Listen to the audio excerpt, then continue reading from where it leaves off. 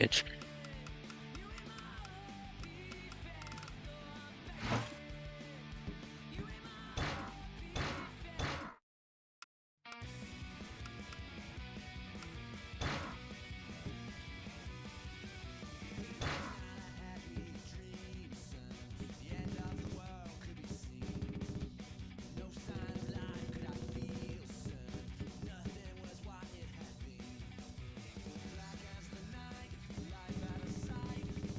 Is this a different version of the game? I don't recognize these.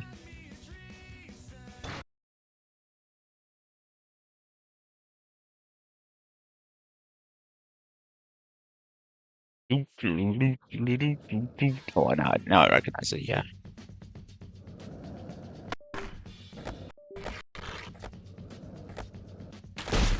The fuck was that?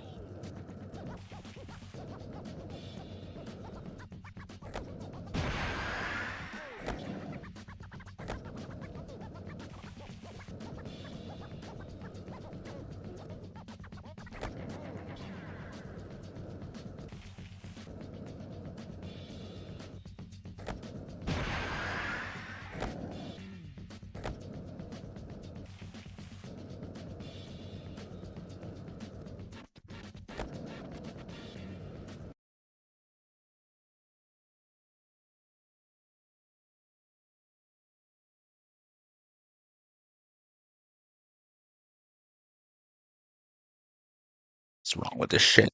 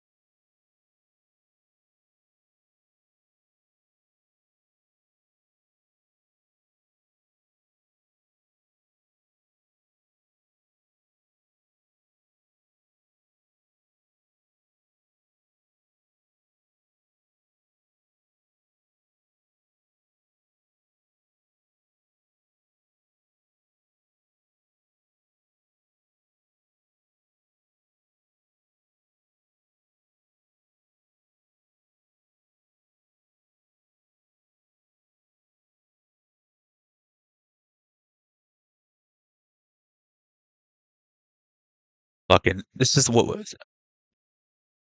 Hope Jizzle plays San Andreas from 7. He's fucking singing a song from High School Musical. What are you, fucking attacking toucans? A blacking toucans? Oh, right, yeah. You can fucking hear it.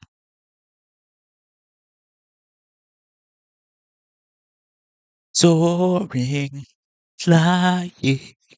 There's not a He's a sweet soul, brother. There's not a dream in heaven that we can't reach. It'd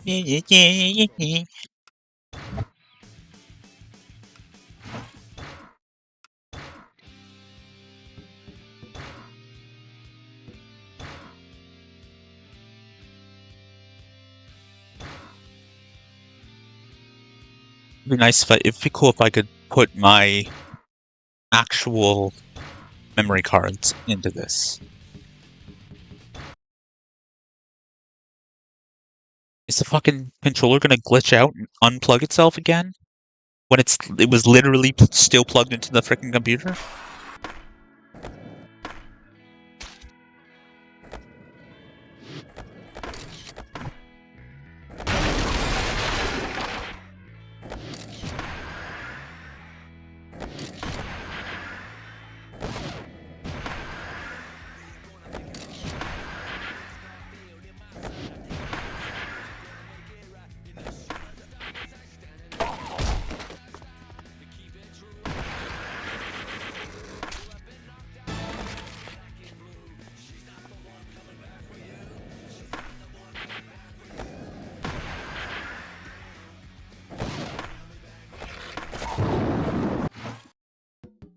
3, 2, 1.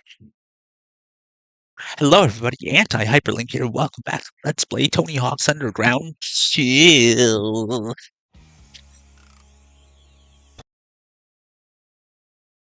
Going back to Barcelona. Because that was like gay Italian and not a Spanish person.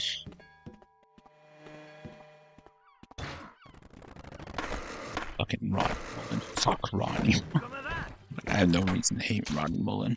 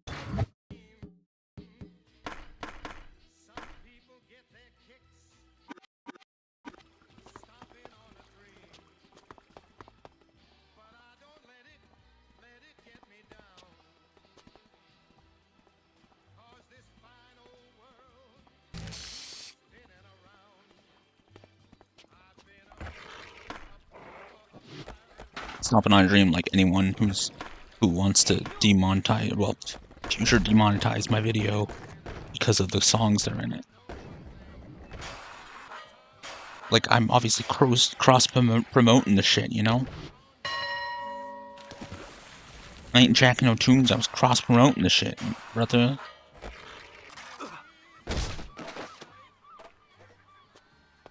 My brother. Does the fricking Sinatra estate really care if I fucking have that song, this song in the video? Probably not.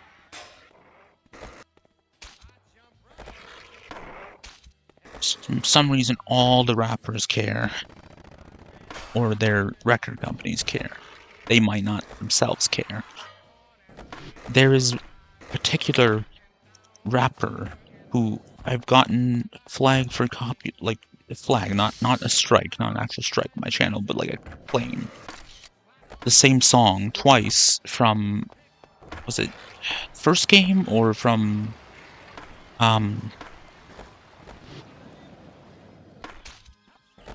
possibly Grand Theft Auto? No, not Grand Theft Auto. It was the first game.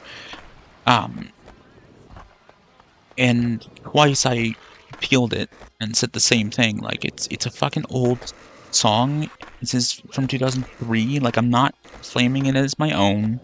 Fuck off.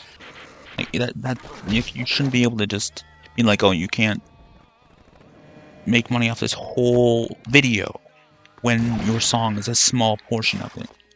Or you shouldn't say, oh, you can't make money off this whole video because my song is a small portion of it. Is in a small portion of it. Look at that crap. Spat. Oh, there we go. There's a rap song.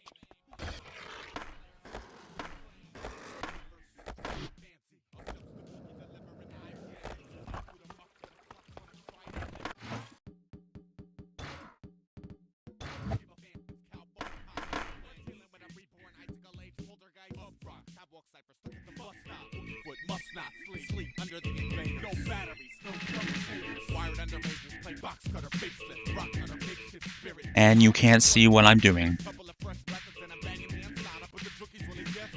for that. Metal train grab brainiac, walk for them. Not a limelight, water flush a lizard encryption. When the multi-million tinments on traditional rituals out the hearts of starving children. I bet they can see the city bleeding from the satellite. Formed by the corporate war drum for quarter poorly. Dirty dub bam bam. Bruised by the hues of wicked pallets. Chewed by the tooth of living maggots. Dino DNA and call a straight no chase zones. Attacks colorful disruptors on motherships. Hazy days to stay purple. Crazy Eddie commercials. Dirt devil, burn train buffers. I took away a little parasol spins by. Suck my Neanderthal. His catapult spit. Moves in the screws and bolts and all they heard screws open, bolts and soap and bolts. That radio, mayhem fine. Suicidal eye full of plastic knives. No back, no double take.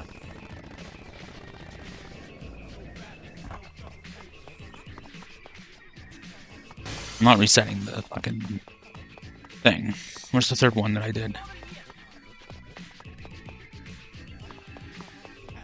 Light your board on fire. Light your board on fire. Do it now. I did that. Shopping cart, schmopping cart, bam. My bull's rad, yeah.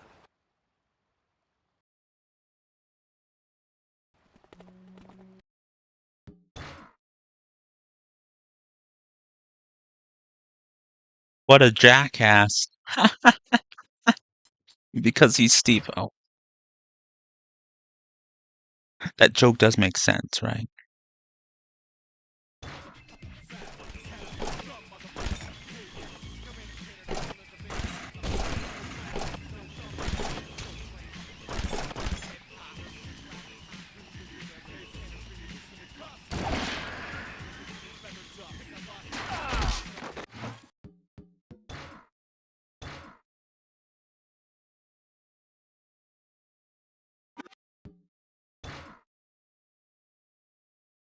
Certain land, a 25,000 point combo while skating. I don't think I even have to do that as him. Use the fans on the building to get a boost, do a yeehaw grab, and then acid drop. Any grab is a yeehaw grab when you're Steve-O. Acid drop into a quarter pipe.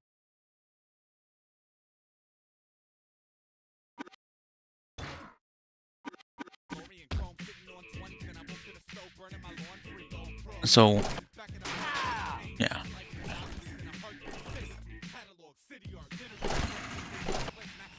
Thanks. That helps. That's great.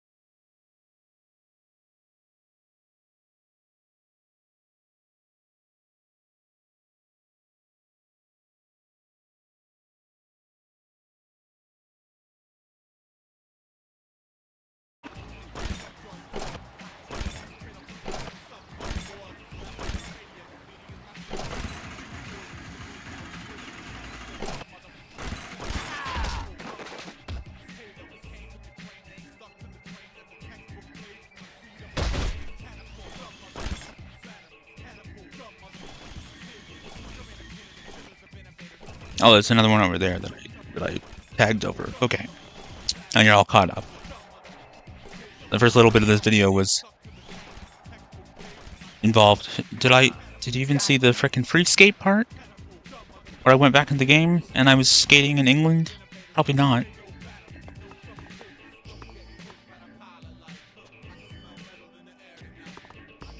No!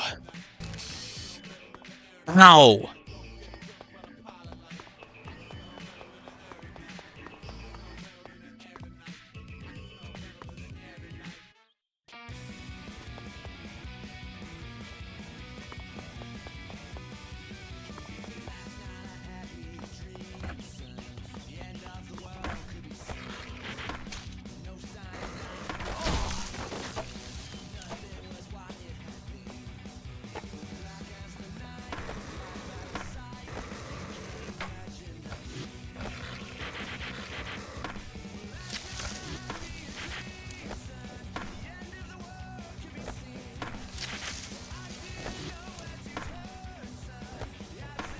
My god, I'm trying to do a frickin' manual.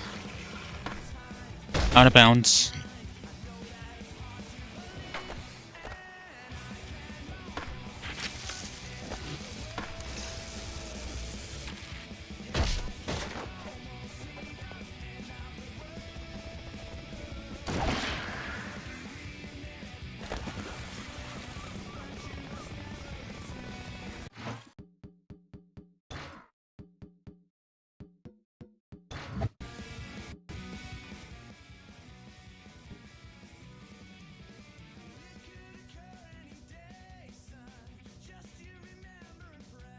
Shooting sound in Grand Theft Auto San Andreas is actually really annoying.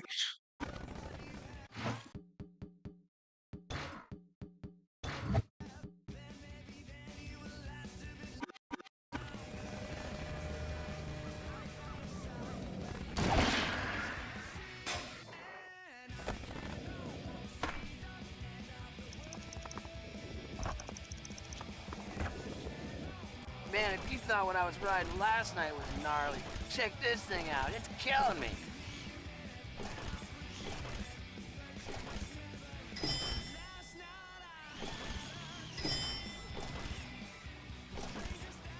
You know what Steve-O was riding?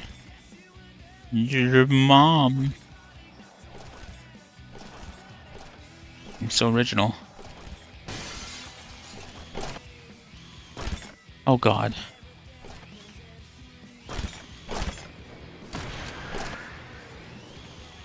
Fucking hell. Ow.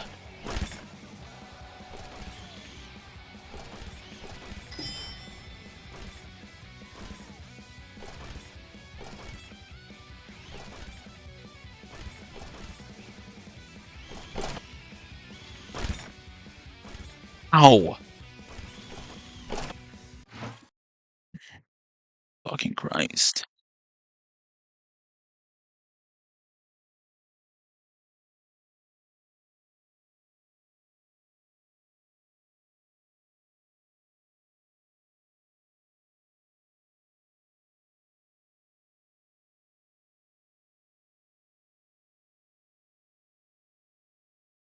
Like, it's so fucking annoying. I don't think I want to play those games. Probably possible to turn down the fucking shooting sound, and he just didn't.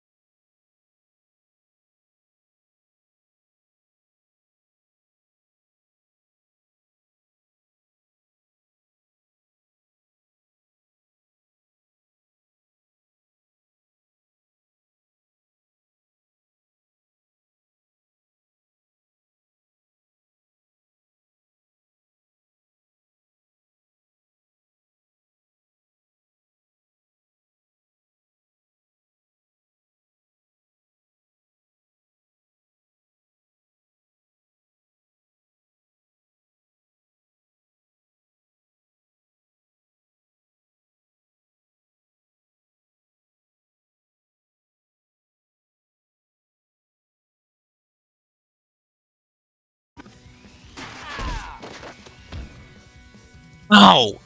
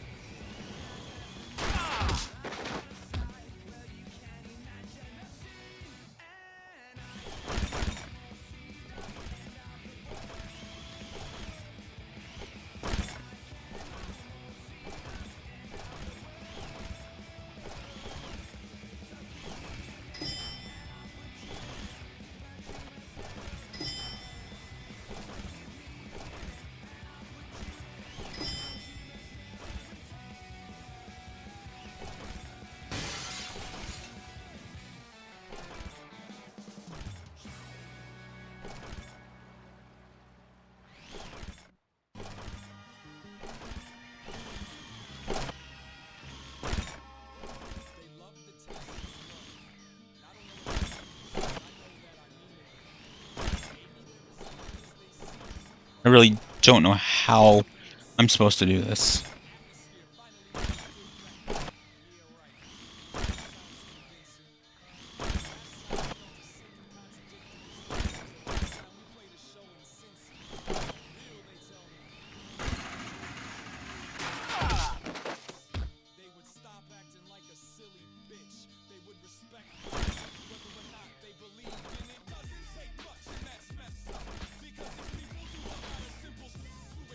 About time I get to skate some tech stuff. And that you can barely hear that music, right? It'll get claimed. And basically that's whoever, whatever record company or the individual themselves basically saying, this song is in this video game that you played on your channel, therefore you're claiming that song as your own. That's what copyright is.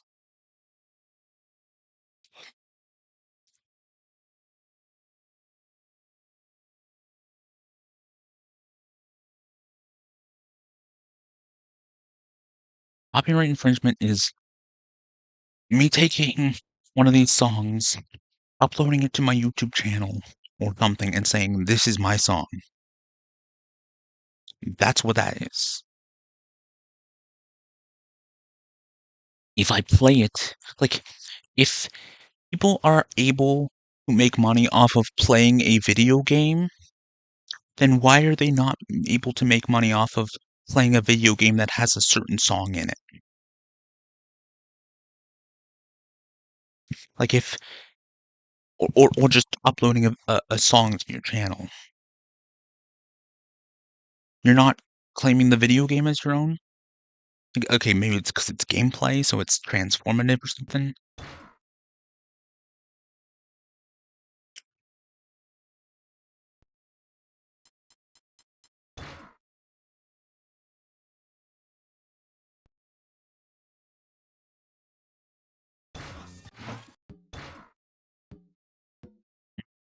Mm, mm, mm.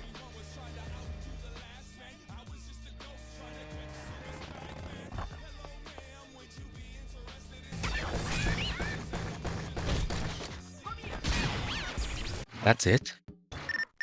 That's so easy.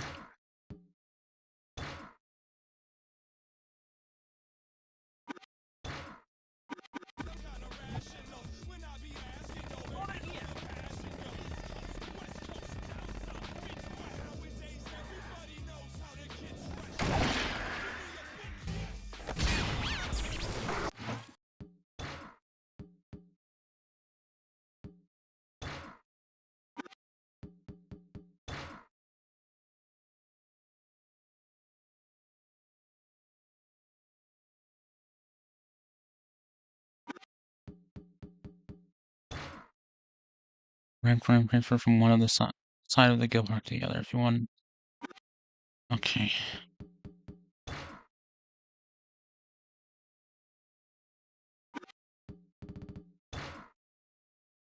Get thrown into the air by the bullet in form of 5. Okay.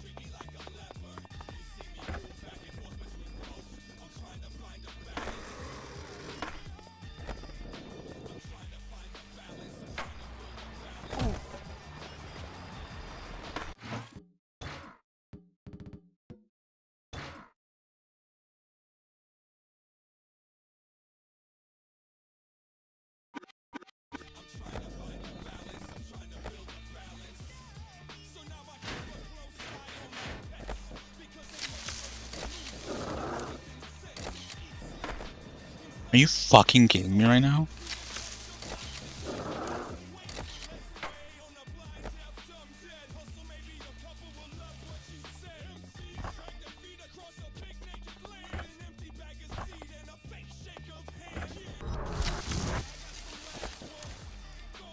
That's how you do it.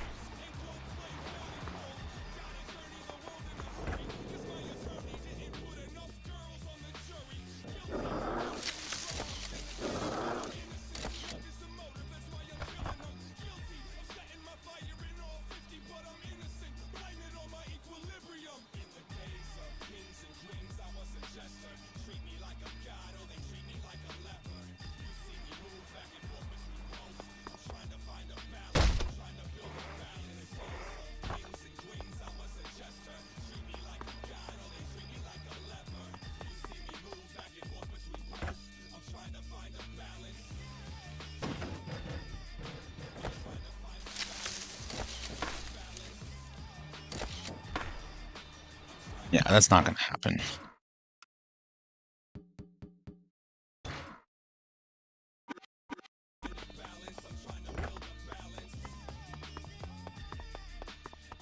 Come on, let's skate.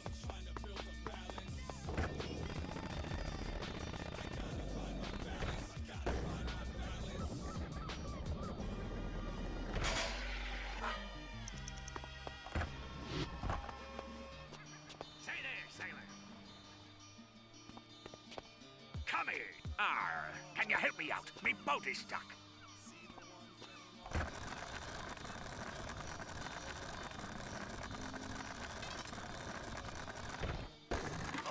Oh my god, seriously?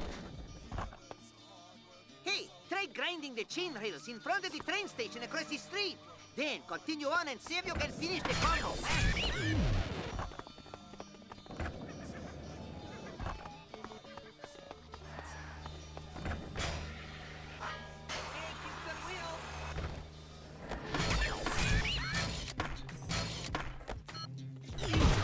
Maybe if the game worked.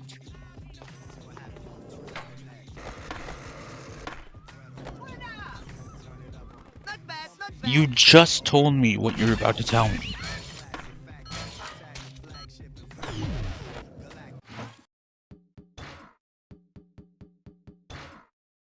Okay, and empty 4 different trash cans.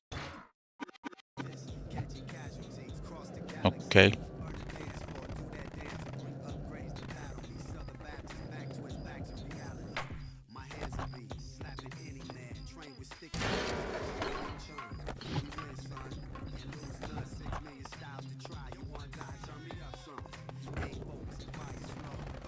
If I need to take out the trash, I need to find your mom. Ay,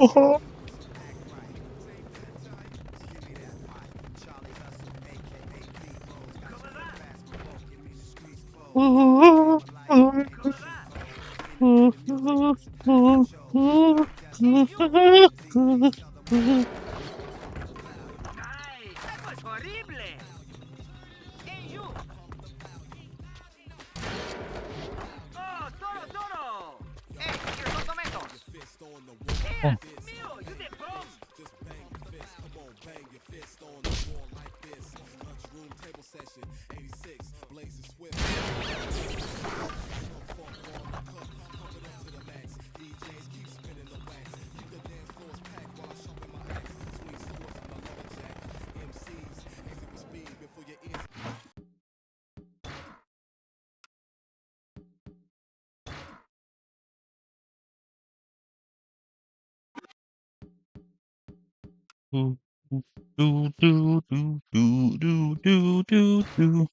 Oh, the above the Barcelona sign. That's. I love how the one that it shows is the one that I need.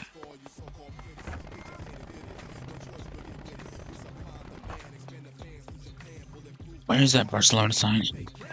Barcelona Saints. Saints? Saints. Saints. Sure.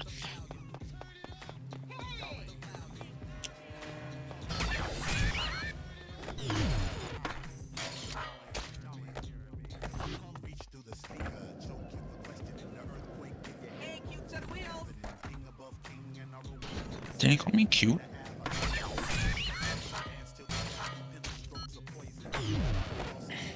It's not letting me actually go up there. You noob. Hey, try grinding the chain rails in front of the train station across the street. Then continue on and see if you can finish the combo. Suck my balls.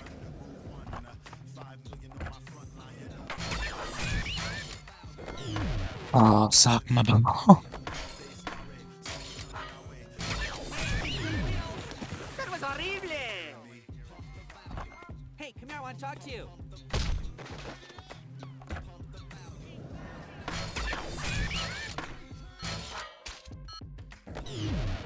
Just trying to frickin' manual so I could keep the frickin' combo going. I think I got a fucking cold sore.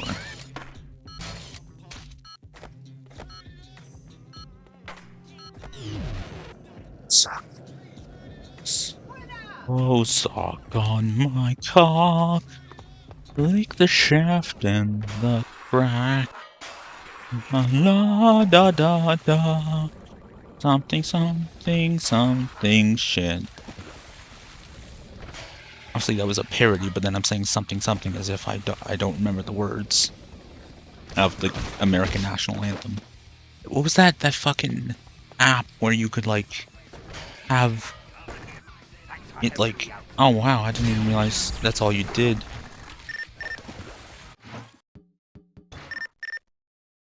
Heard that someone got 100 points for using a leaf blower to rocket launch Phil's crusty underpants into the face of some Spaniards. Oh yeah, that was me. Ah, you suck. I guess that's how I think Wee Man sounds. He's a midget, so his voice is higher. Yes, I said midget. Cancel me, daddy.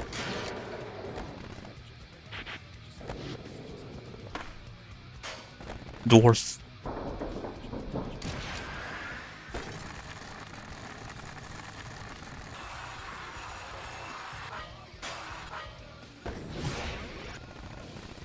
Like, the particular little people that are okay with being called a dwarf, is the plural dwarfs or dwarves?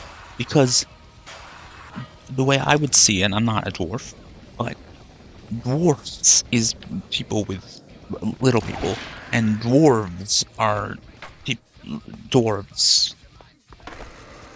Although, like, in, like, Lord of the Rings, they're not short, and in Once Upon a Time, they're not short. So, is that to avoid, like, someone calling them, like, saying they don't like little people or something? Oh, sock on my cock, lick the shaft and the balls, doo-doo-doo. Oh! Have unlocked them. It's just that when you reload the thing, time rewinds and the bull hasn't been released, but he's been freed. This is so awesome.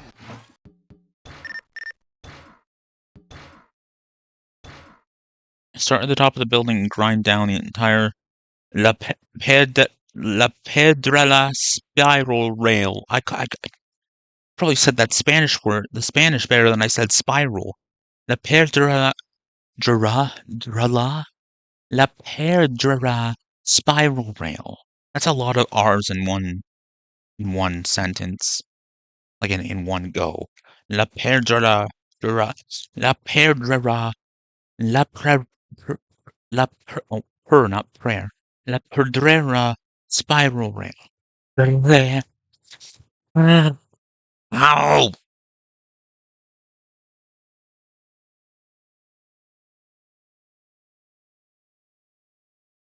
Where are my cats? Like, ugh.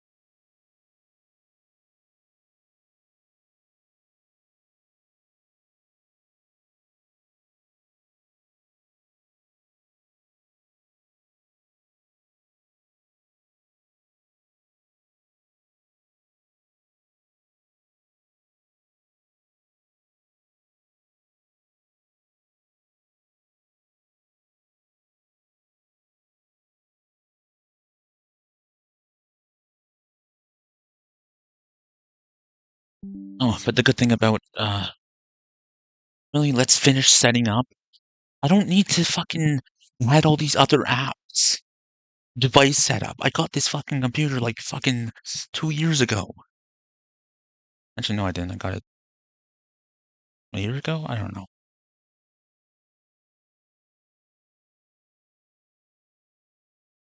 This is a melted, uh, white chocolate strawberry frosty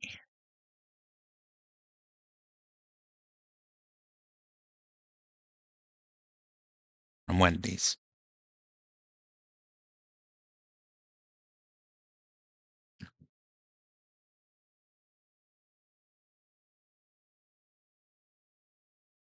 But not from the one that I worked at, run by that cunt. Cunt.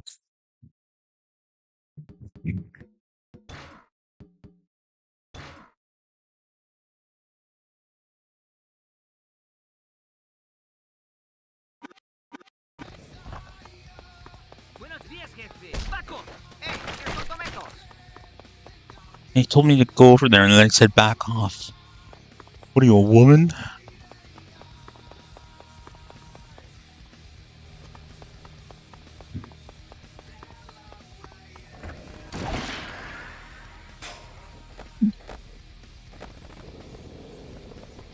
Oh wait, hold on.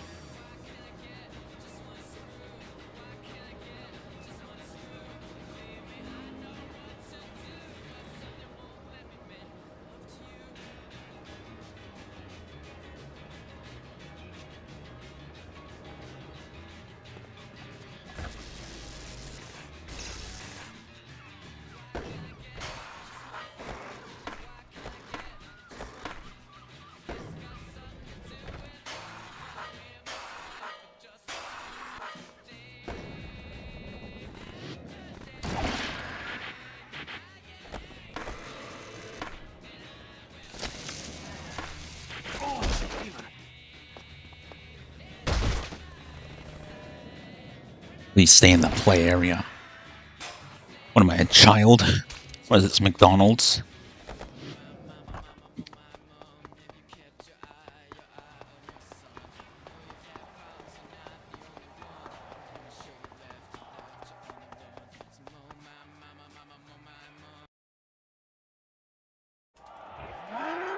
Ray chases the mime, not me.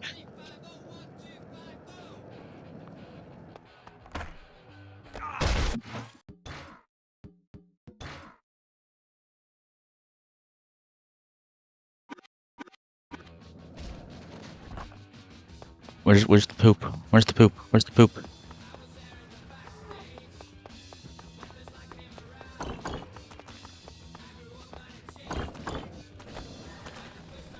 Okay, there we go.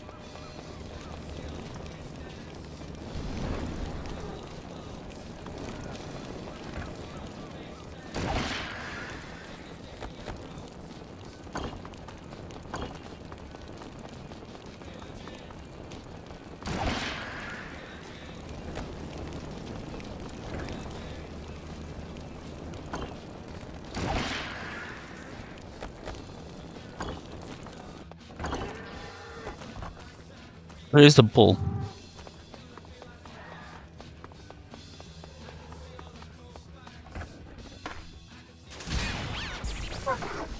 That was easy.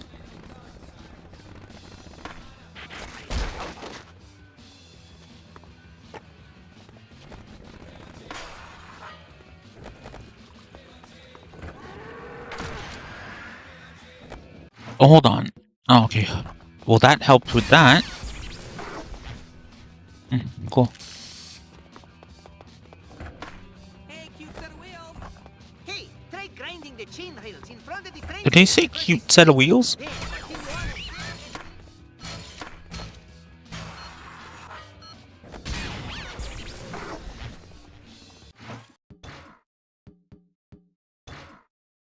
Make it from one end of the bridge to the other without touching the ground. Grinding is okay.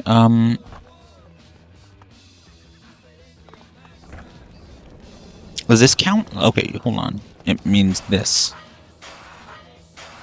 You literally just jump. What, was that not correct?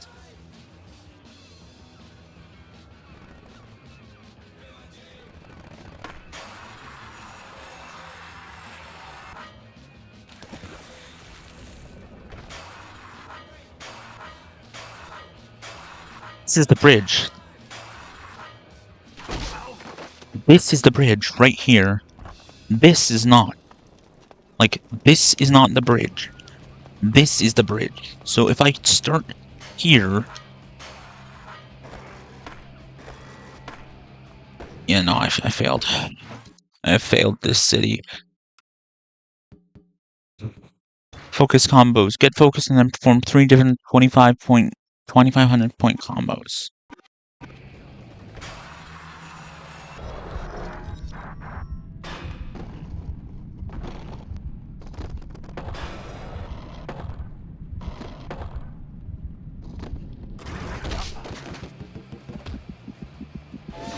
Winning is much easier. Wouldn't have been enough.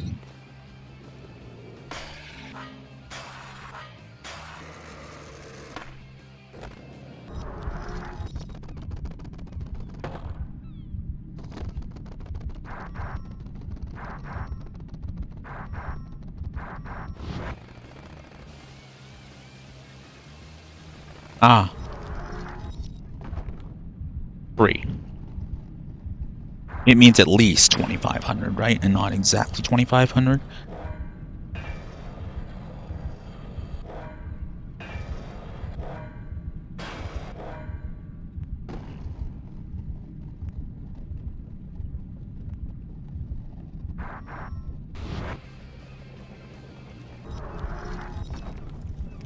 There was only 1? No, that was not 1.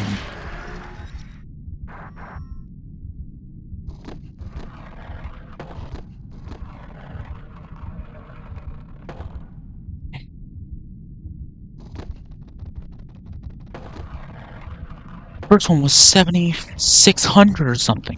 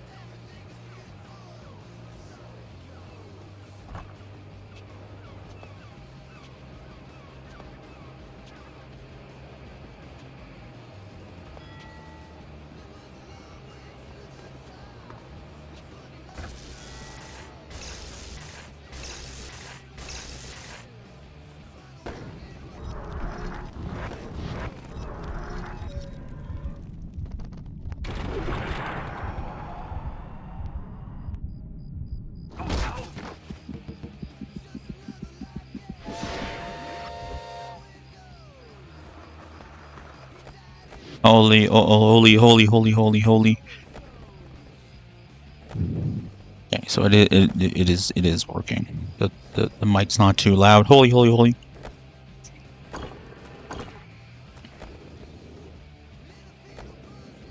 The noise suppression. But it's not too much.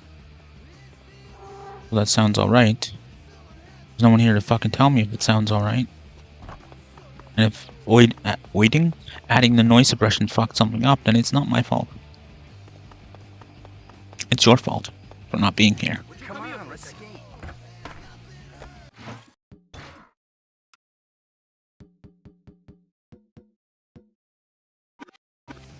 Come talk to me.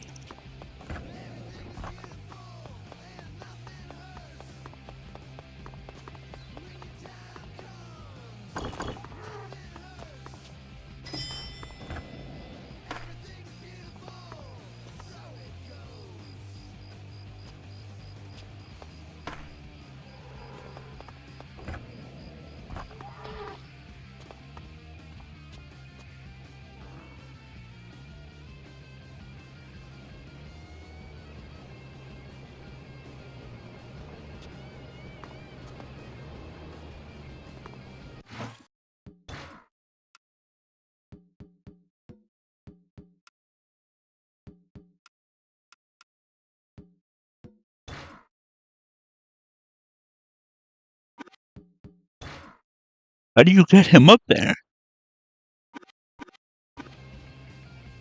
Everyone else has a skateboard. He has a fucking bull. Mechanical bull. Not your mom's boyfriend.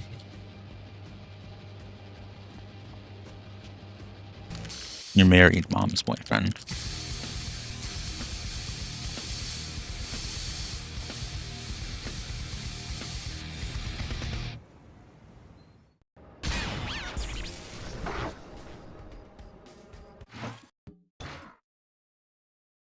So many more, 75 more points.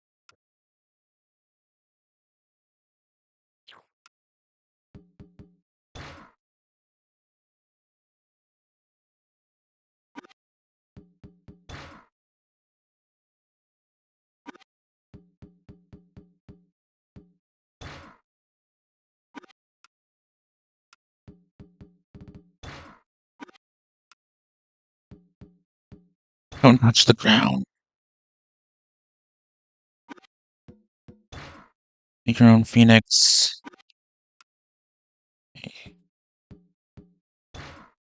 Okay. Sivo versus the bull.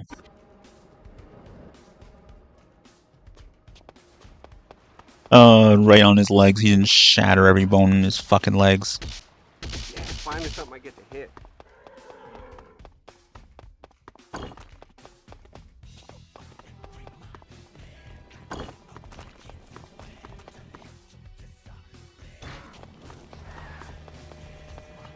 Hey man, I thought I was riding a beast last night. This thing's out of control. So he was talking about your mother.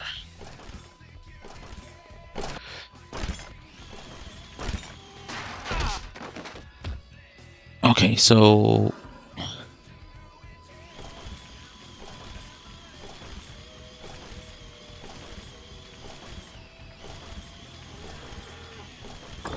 where is that bull?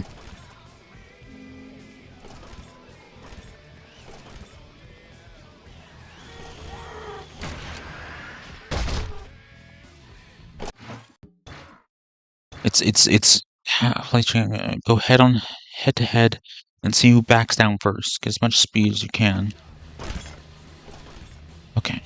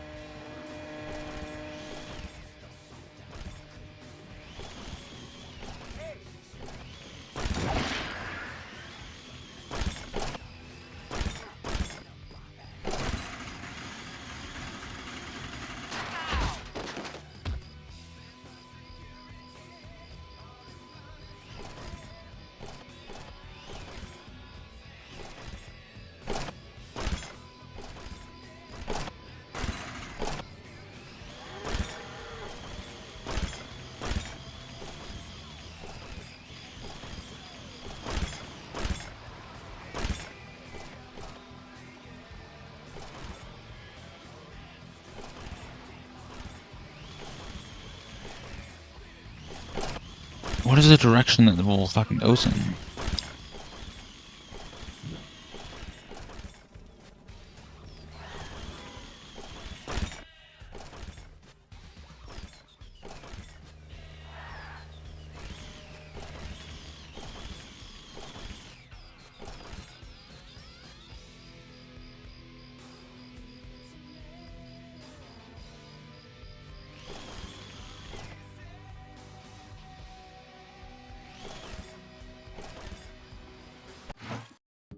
I don't know.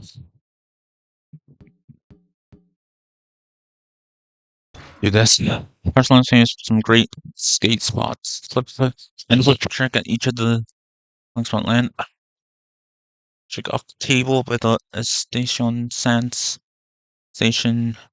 Land a flip trick off the ledge in front of the museum.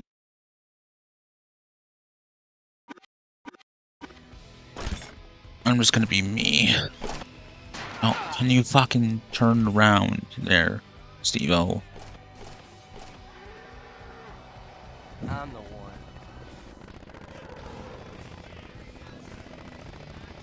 Come here.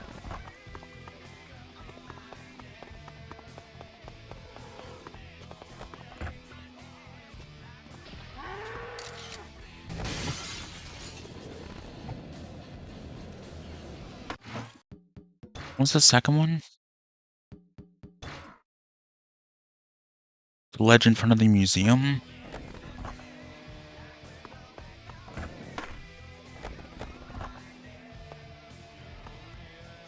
This. Okay.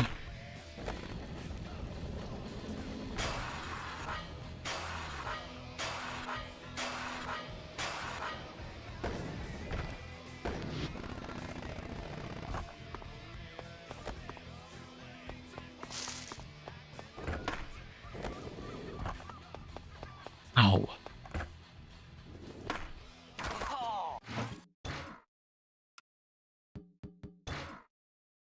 Over the rail from the Bezos waves.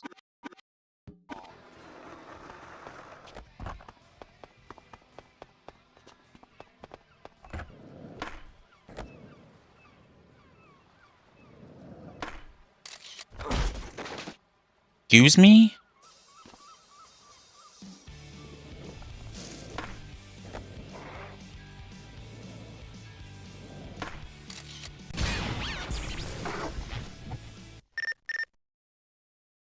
We have to be in the lead with all of the points you have scored. I think we are safe to leave the city now. I'm out near the street.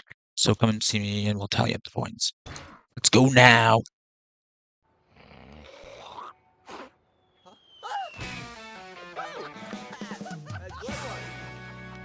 With the killer session you had here, that puts us back in the lead. You mean that puts us back in the lead, bro? Since you and I are the newest pros, we getting traded. Thanks for the points, homie. Huh? No biggie, Right. man. Our team is solid now. You, me, Costin, Paulie. Mi grande chorizo es el jefe, mamacita. Next up, Berlin. You just assaulted a Knocked out child. there and we're chilling. Hey yo, check it out, we're on TV. Some are calling it the biggest underground sporting event. Huge ass. Skaters are going head to head in an I unprecedented never noticed that when I was a kid. European World News obtained I would have this laughed video earlier if today. I had read it properly. This bull's hung like a bull. Don't be so loud, you wake the fat boy up. His bull's hung like a bull.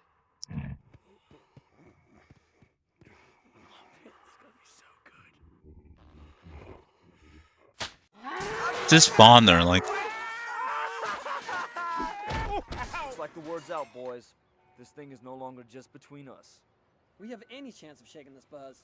We best be Germany bound.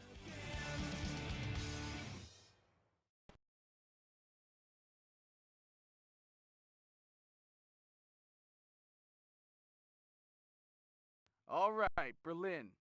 Now that we ditched that deadweight sparrow, we're gonna kick some ass. Me and Paulie will be around. Eric Spyro. When you're ready to move on, go see Fat Boy Phil. Or just hit the text message that comes up.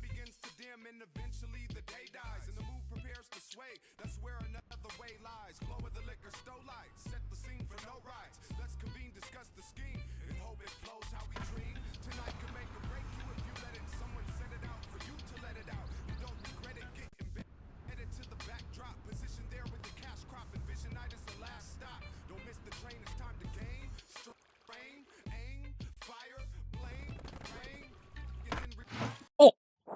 Oh, special guest.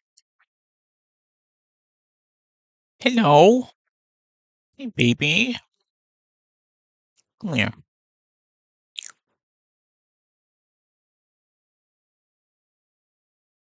Oh, shoot. I opened Steam. Come here. Chrissy, come here. Chrissy, come here, baby. She's just circling my legs. She's just rubbing up against my legs. Come here.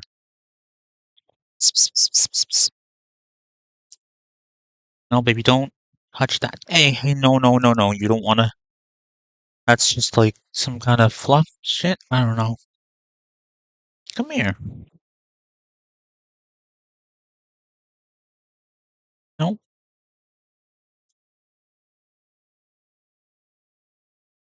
Gray zone warfare. What is that? Come here. Come here. Come here, you girl. Yeah. Come here, kitty. Come. Say hi. Look. Look. Who's that? Is that your brother? Yep. Look. Oh, and there's Jack. Say hi. Hi. Hello.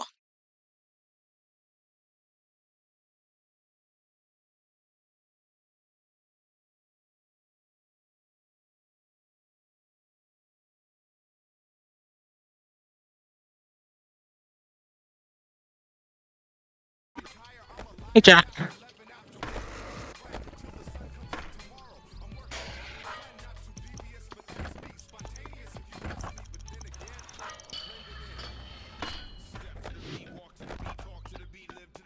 Hey, you! The guy over there! That fish could swallow me. I bet if you hit the glass hard enough, quit daydreaming. Hey, noob! Hit the 210 and get right here.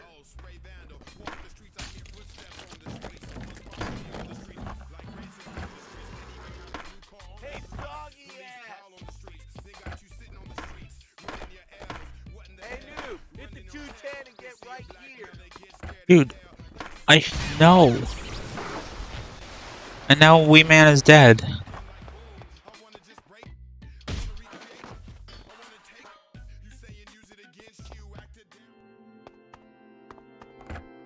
Going to church.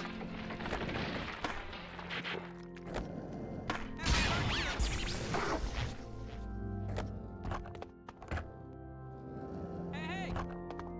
If you want to grab that ladder, go up this quarter pipe and in the air, get off the board and grab it. You can grind this ladder on the ground to get more speed. Man, you call yourself a skater? Hey, you got a minute?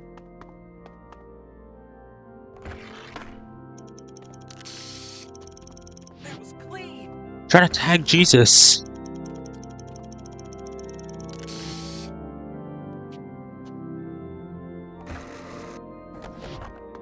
Can you help me? If you want to grab that ladder, go up this quarter pipe and in the air, get off your board and grab it. You can grind this ladder on the ground to get more speed. God, this whole thing is just my childhood. Is that one of the goals? To grab the ladder?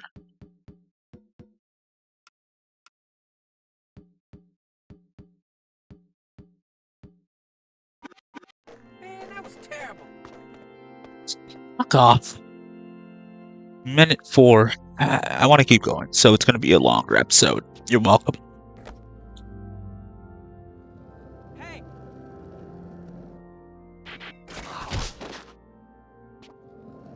Can you help me?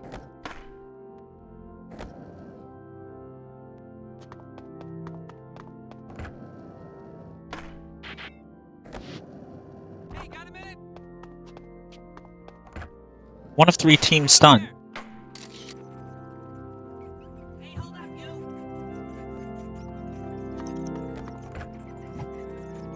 Hey, I want to talk to you. There was once a beautiful mural here. I bet a good artist could bring it back. Oh, I need the tagger. Hey, come over here. You just told me what you wanted to say.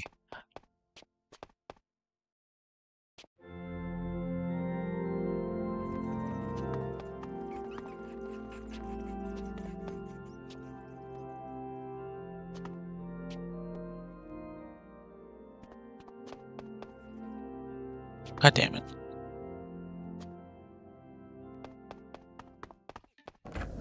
Oh, look out, baby, awesome. Sweet, bring on the Fraulein.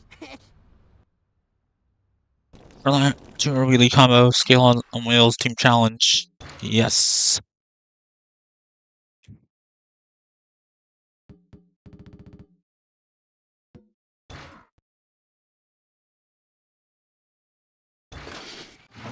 Gee, hold on.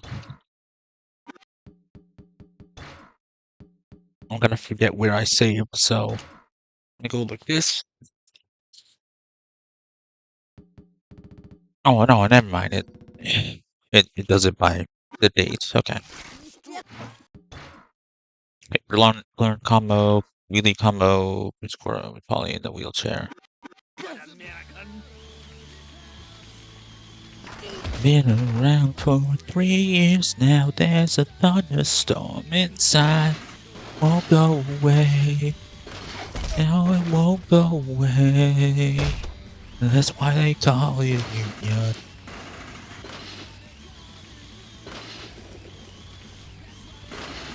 Union. Remember the journey round.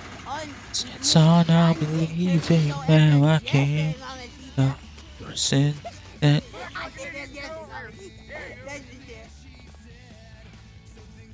I can't switch as Polly. Hey, lady, can I climb your Grand Teton?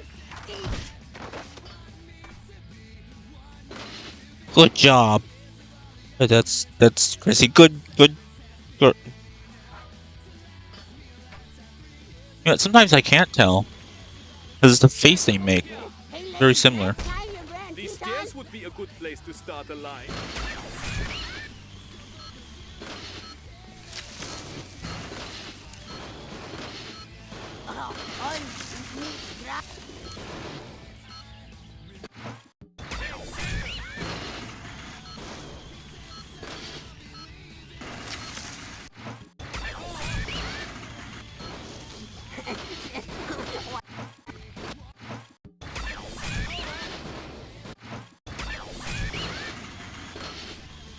Do I have to do it as Polly?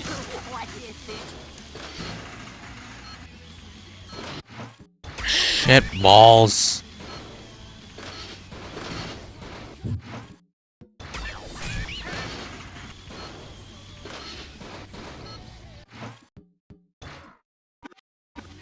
Oh yeah, I will play a song for you. Dankeschön. Anything for tours.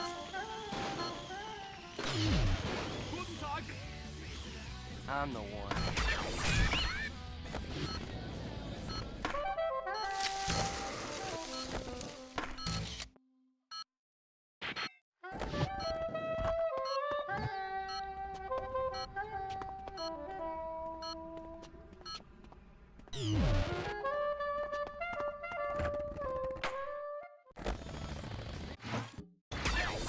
I don't want to do that. Fuck it.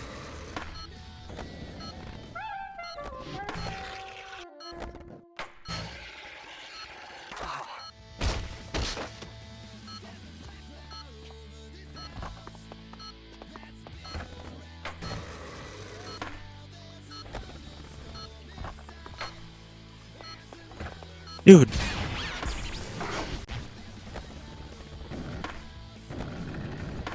Been around for 3 years now. There's a thunderstorm.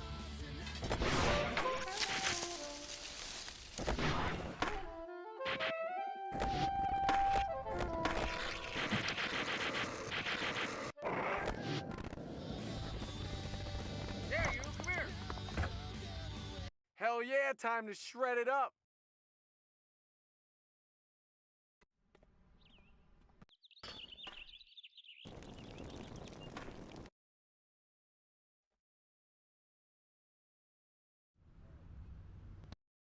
No. What you doing?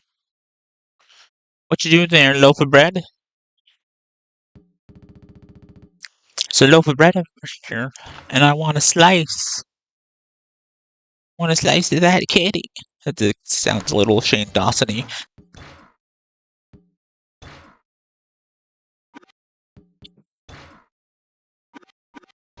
I'm assuming he doesn't got cats. I'm pretty sure you probably just said something that was embarrassing. Sure, I'll show you an old school trick. It's my signature move, the naughty spin. To do it, ollie onto a pole or fire hydrant, spin, and keep your balance.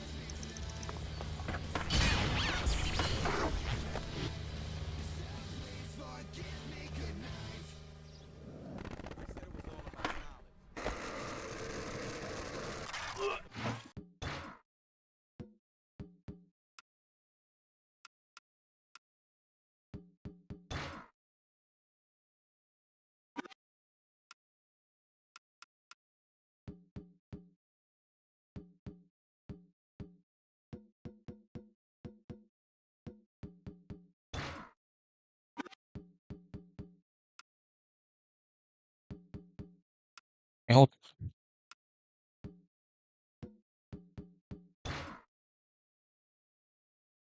Oh, Bam must manual from one set of cones to the other. But where's the thing that I need to do as Bam? Bam!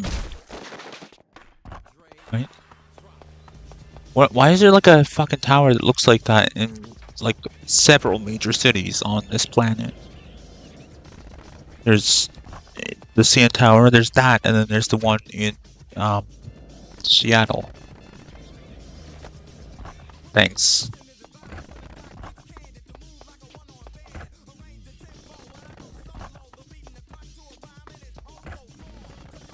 Most of the time when oh shit. When a song gets claimed on YouTube, it has no effect on my channel. I assume that if I get monetization, it will? Maybe? But the good thing is that the fact that I'm going on both, I'm streaming on both channels, both channels, both sites. If the thing gets muted on Twitch, it's not going to do that on YouTube because YouTube doesn't do that. They just claim the song, and you can't make money off of it, or it does absolutely nothing. And I have a lot of respect for the people that for whoever's not claiming it. Sure, I'll help you team out. Let's head down and talk. Why is he not German? He's a tagger and he's in Berlin, but why is he not German? So many walls, so little time. Like that is clearly an American or a Canadian or whatever.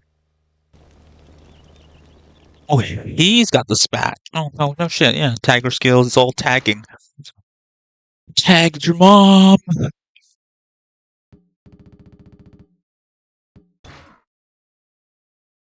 I tagged your mom and she said that's it. Oh. Paint bomber grabs some spray paint cans and throw them at 5 rival taggers. Okay. Shit.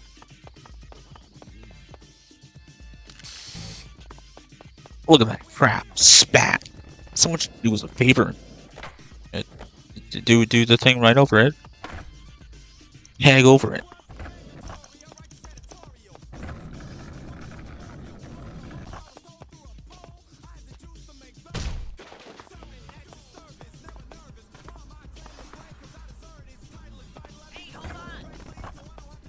I've been trying to lip on those letters all day.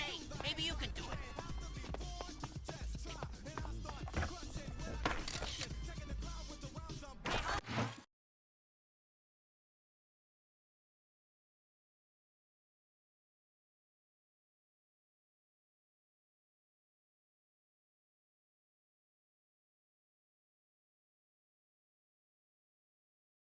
Leave us alone, Chrissy.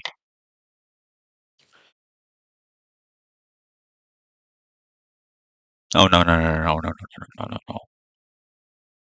Can't have any of that, baby. No.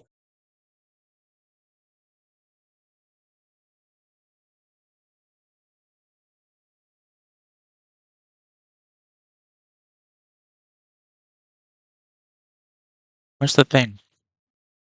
Fuck. I don't want you licking that.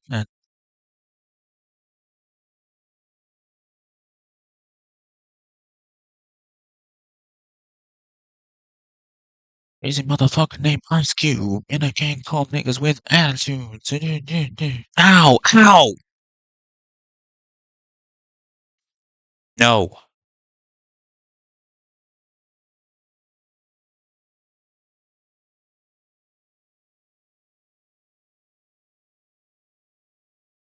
I don't know why it started playing on here. There's no one fucking chatting. You're in my way, Chrissy. I can't see the game. But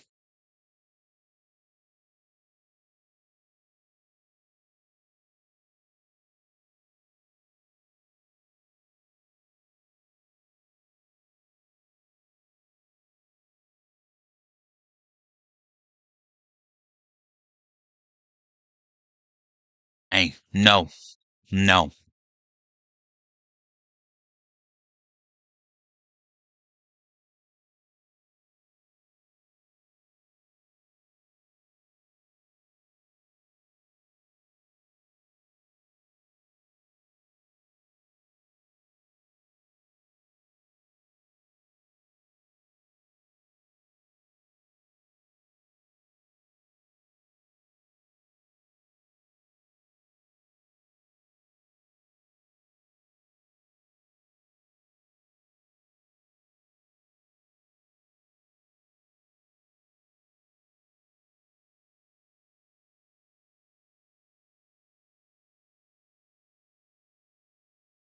Hey, hey.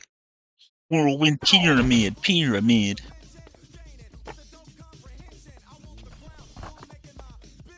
Just stay there.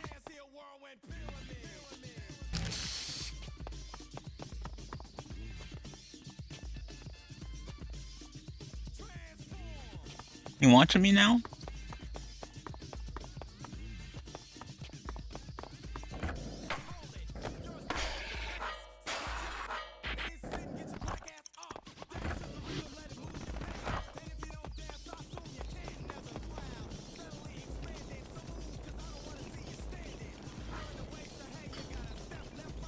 Chrissy, Chrissy.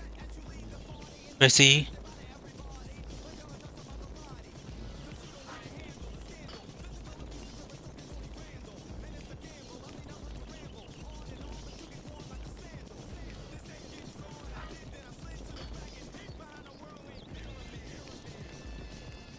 Not her.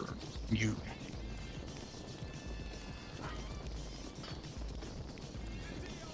Because.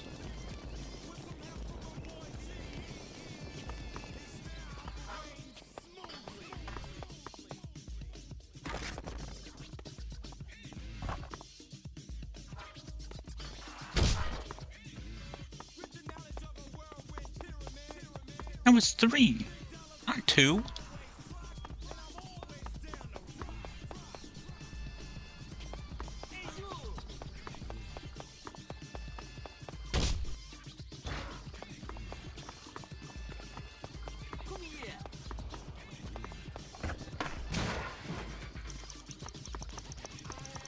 Hey, no.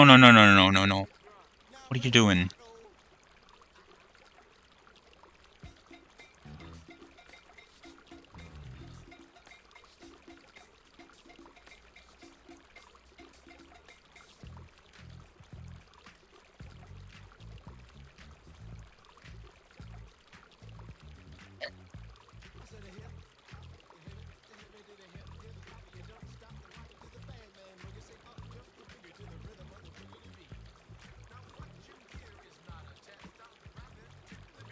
Kaka Jakaka.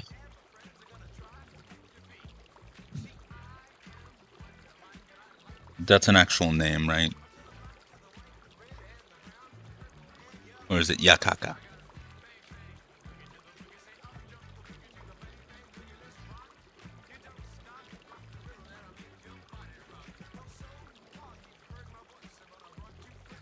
I come from Kaka is poop. It's just probably it's slang, and it's probably spelled in a different way.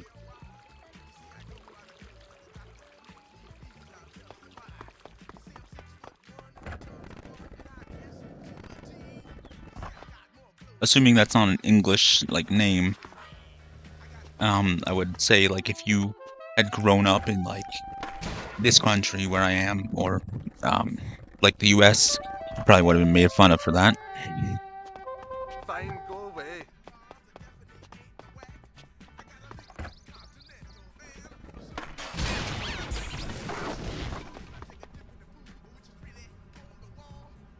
Chrissy, no. Why do you like eating the fucking ball?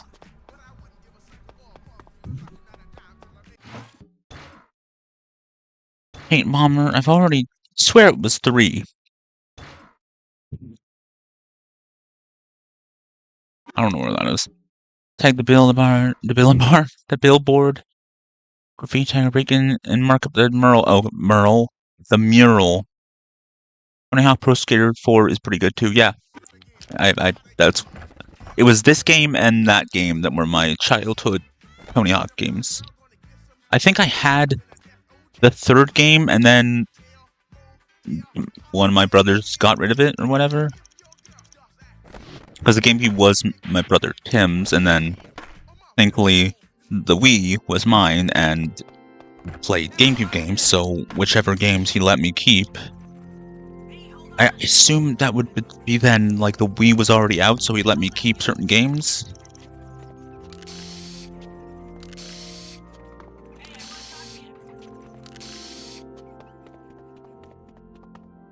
There was once a beautiful mural here. I bet a good artist could bring it back. Really, you can't. Fuck. If you want to grab that ladder, yeah, go thanks. up this water pipe and in the air, get off your board and grab it. You can grind this ladder on the ground to get more speed. 420. Can you help me? This one is probably better, yeah. Yeah, this game. I like this game better than the first one. The first Tony Hawk Underground. GoldenEye on N64 nowadays. It's easy to download ROMs on. Yeah, definitely. People are like, oh, if you want to spend like $300 for Pokemon Coliseum, which was on what's his name? Something. Just frickin' pirate it. Like, fuck Nintendo. And most of these fucking companies probably don't give a shit. Like, yeah, it's pirating, but wait, am I not supposed to? Hey, hold up, you! There was once a beautiful mural here. I bet a good artist could bring it back. Hey, hold on! Oh, I've already done that. Okay, just need to go over here. There you go. Oh man, Sparrow just tried to do a blindfolded 900 and took out an entire Pokemon. I think he might have even killed the 2-player. We need you back. Well, one day. Hey, I want to talk to you. I shall return. Don't worry, Tony. I will come back if you want me to. Okay, obviously, this game is not a Nintendo game per se, but I don't think Neversoft, who are no longer a company, cares.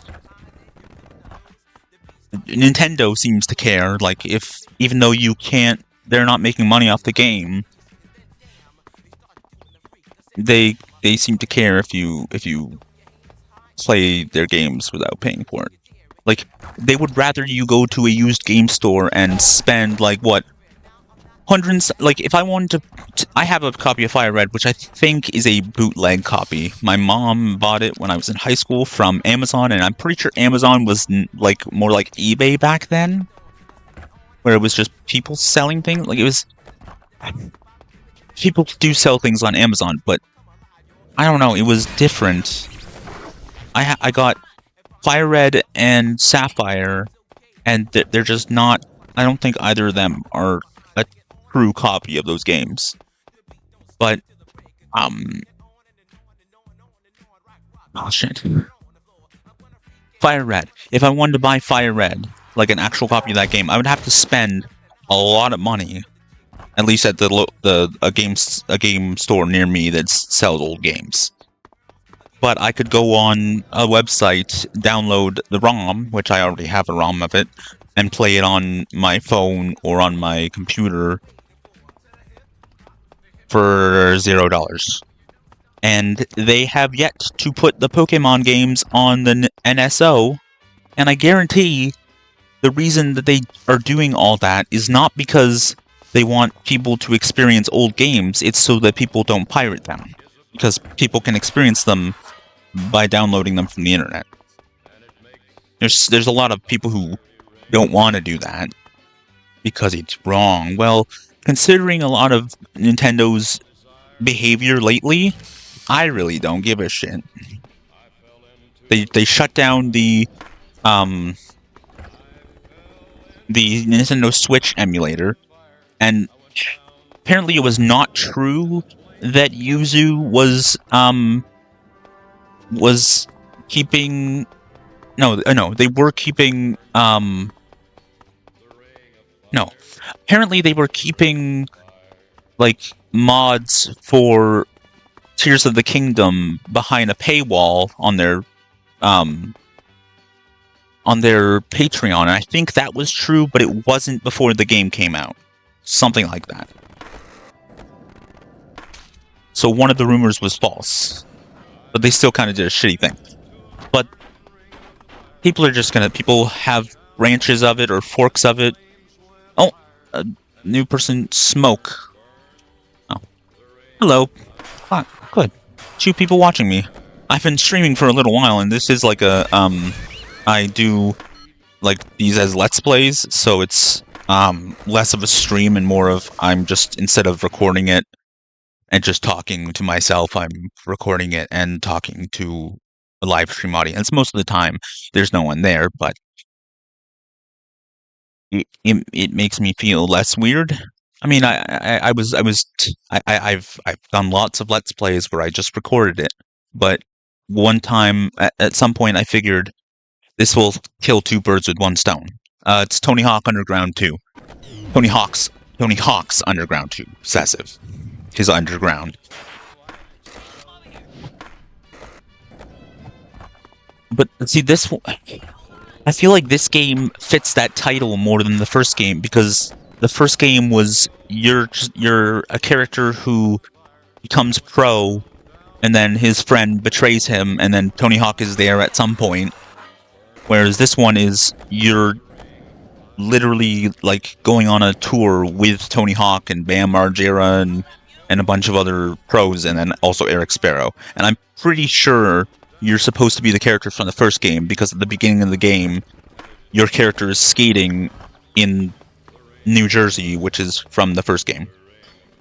It's normal to talk to yourself? Okay.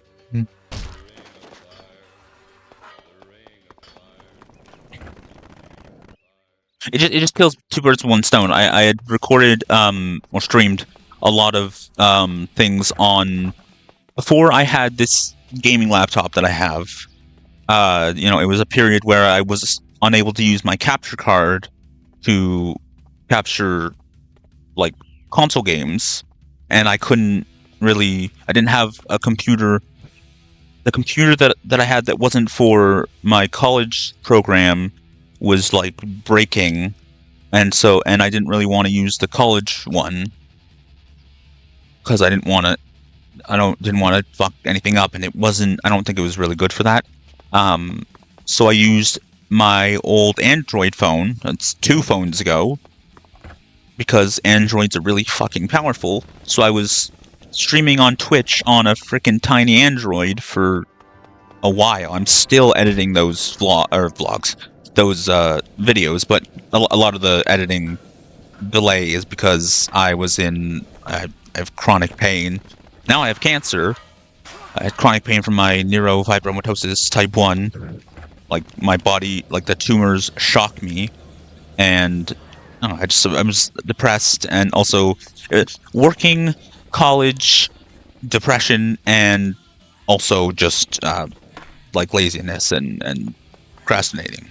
So I think some of the streams are just gone, because even though I had Prime, and so I had longer to download them, downloading them took forever, and I didn't want to just sit there clicking through streams to download them onto my computer and save them for later.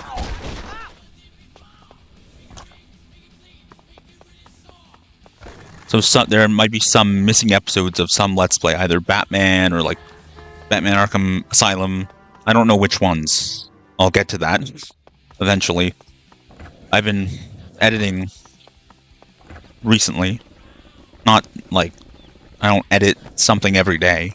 I have a group of activities. I haven't written them down, but I use an RNG. I use random.org to basically decide what I'm going to do.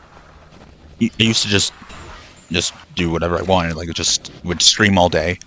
But now I use the random number generator to decide what I'm going to do between working on a Sims 2 ancestry project where I'm making my my ancestors through my family tree on ancestry.com and other websites.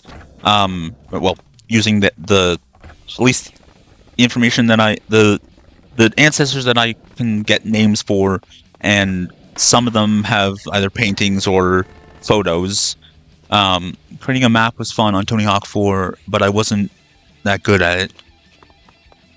Yeah, I don't know if I made any maps on Tony Hawk 4. I made a map on this one, which was a terrible... It was just like a basic recreation of my hometown, but it wasn't really a recreation. I just called it Georgetown, Ontario, Holton Hills. And then I put a bunch of heads, which is like in this game, you can make your own missions, and you just put people to give you those missions. There's no voice acting, and they change frequently, so it doesn't really represent them. You can't customize them or whatever.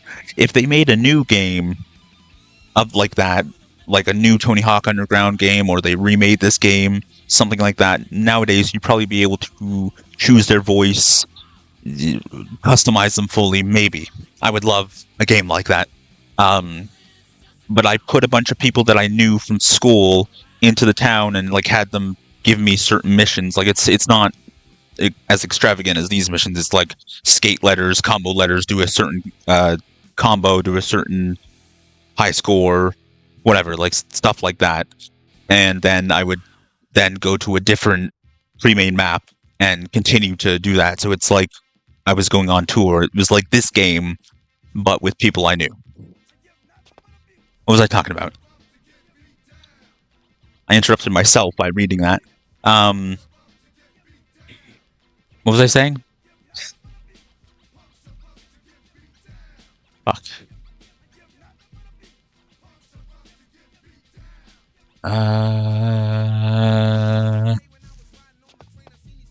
What was I talking about before I read that comment? I don't want to say that you interrupted me, because you didn't interrupt me. I read it and interrupted myself. Changed the subject. Hibernating. I don't remember what I was saying.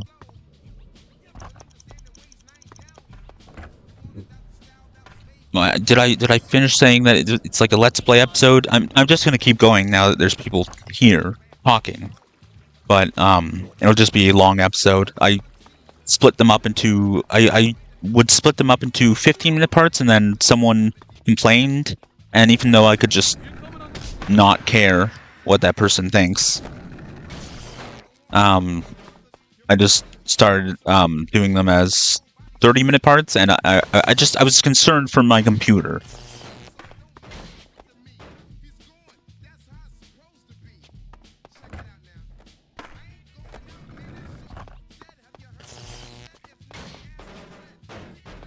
So now it's 30-minute parts. So if I have like an hour or 2 hour long stream, it's like 4 30-minute parts of an episode. And people might be like, I don't have time for that shit. Well, then don't watch it. Like, just watch the episode when you have time to watch the whole thing. Or remember, I don't know. Oh, yeah, Sims 2, with my ancestors, the Sim ancestors. So basically I figured out like the timeline of that, because if like Sims 2 is 25 years after the first game and Sims 3 is 25 years before the first game, even though there's online things which it really doesn't make any sense because like the technology in The Sims 2 is better than the technology in The Sims 1, but the technology in The Sims 3, which is 25 years before The Sims 1, is like there's online dating, there's cell phones, and it doesn't make any sense. But basically, what was it like? Sims 3 era is like not the 40s, like the 50s. I'm talking about the PC ones, the normal ones. I would play the first Sims game I played, I think, was the one on the GameCube, The Sims. That's just The Sims on the GameCube. And then my mom got out her copy of The Sims 2, and I've been playing that ever since. Not that copy because I don't have a disc drive anymore. And back when EA or Maxis or whatever released the Ultimate Collection, which is Sims 2 with every expansion pack, every stuff pack, or whatever they were called back then, for free with a code. I wish they would do that again, but they apparently hate The Sims 2, and so there's no support for it. But they still have the copyright for it. So getting getting it on abandonware is still technically illegal, but I got it for free legally. Speaking of for free and EA, a long time ago I got Plants vs. Zombies for free. I think I didn't pirate it. Pretty sure. And then one day I had started a Let's Play of it, and then one day I went to play it, and it says that I don't have it, and it tells me that my computer is offline, and it's just giving me all this bullshit. So I don't know if that's EA or the company that made the game, but I'm not buying it. I'm not buying any other copy of it. Maybe I'll fucking pirate it, but I'll find a copy that I can get for free so I can keep playing that game because I love Plants vs. Zombies, but I do not want to give EA my money. And especially with The Sims. Holy shit. I don't even trust what The Sims 5 is. And that Paralives thing, I've seen like a video showing like the character creation process, and one of the things that you choose for your Paralive or Para or the equivalent to a sim in the game is their vibe. Their vibe. And I fucking hate that word. I mean, it was a thing before, like good vibes were a thing before, but now people say it so much that it's lost its meaning, or it's annoying. If I had a good PC, I think it would be cool to play a World of Warcraft private server. I used to play one of Guns Online because the game doesn't exist anymore.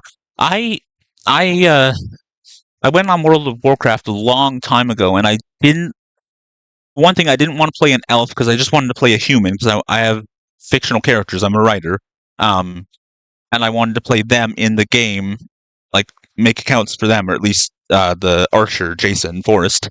And I didn't want to play as an elf, so I picked a human. And the human men are like these like short, fat dudes, and I'm like, what? They just look weird. Maybe the game is different now, but I could just swallow my pride and play as an elf. But I mean, there's also Guild Wars 2, which I'm glad that I didn't get any expansions for it as a disc, because there was times when I was really tempted to get the disc expansions, but now I don't have a disc drive. Of course, you can get a disc drive where it's like you plug it into your computer, and then you put the disc in the machine, and it's like a disc drive. You hook it up to it's a thing where you put the disc in it and then you hook that up to the computer.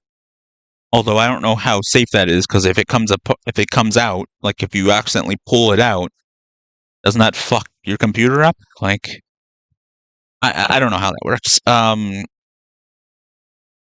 sure you can get a computer with a disk drive, or build one, but now you can get the expansions for that digitally.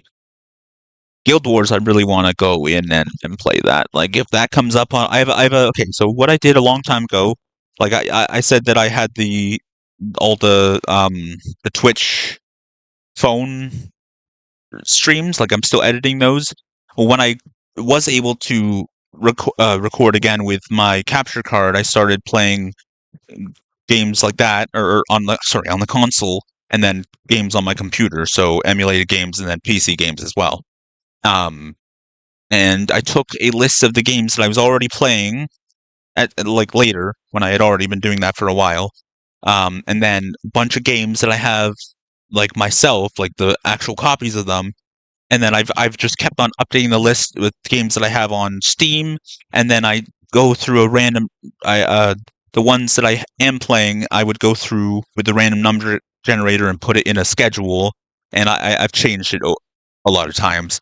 And then one of the options is pick a new game, so I go through the RNG or I use the RNG to go to the new game list and then add that to the thing, and that's how I do that. But the activities one is the Sims 2 Ancestry, so it's I figure out the timeline of when the Sims would have been alive in like the actual world, the real world, like the last century. And so at some point I put my family in the Sims 2 so many times, and I've reset it over and over and over again. But now I'm going to go back as far as I can with Ancestries. Maybe I'm just going too far with it, but basically, my ancestors, the Sims pre-made ancestors, as much as I can, and some of them, like people have made Sims that were in the Sims 3 for the Sims 2, so I'll use those, and then also just extracting the Sims from the Sims 2 and then using those for the ones that don't exist on modthesims.info. And those, and then the ancestors of the Sims are the characters that I've created for my fiction. And then there's also writing, streaming my text-based RPG that I've been making with Python since last year. I was in a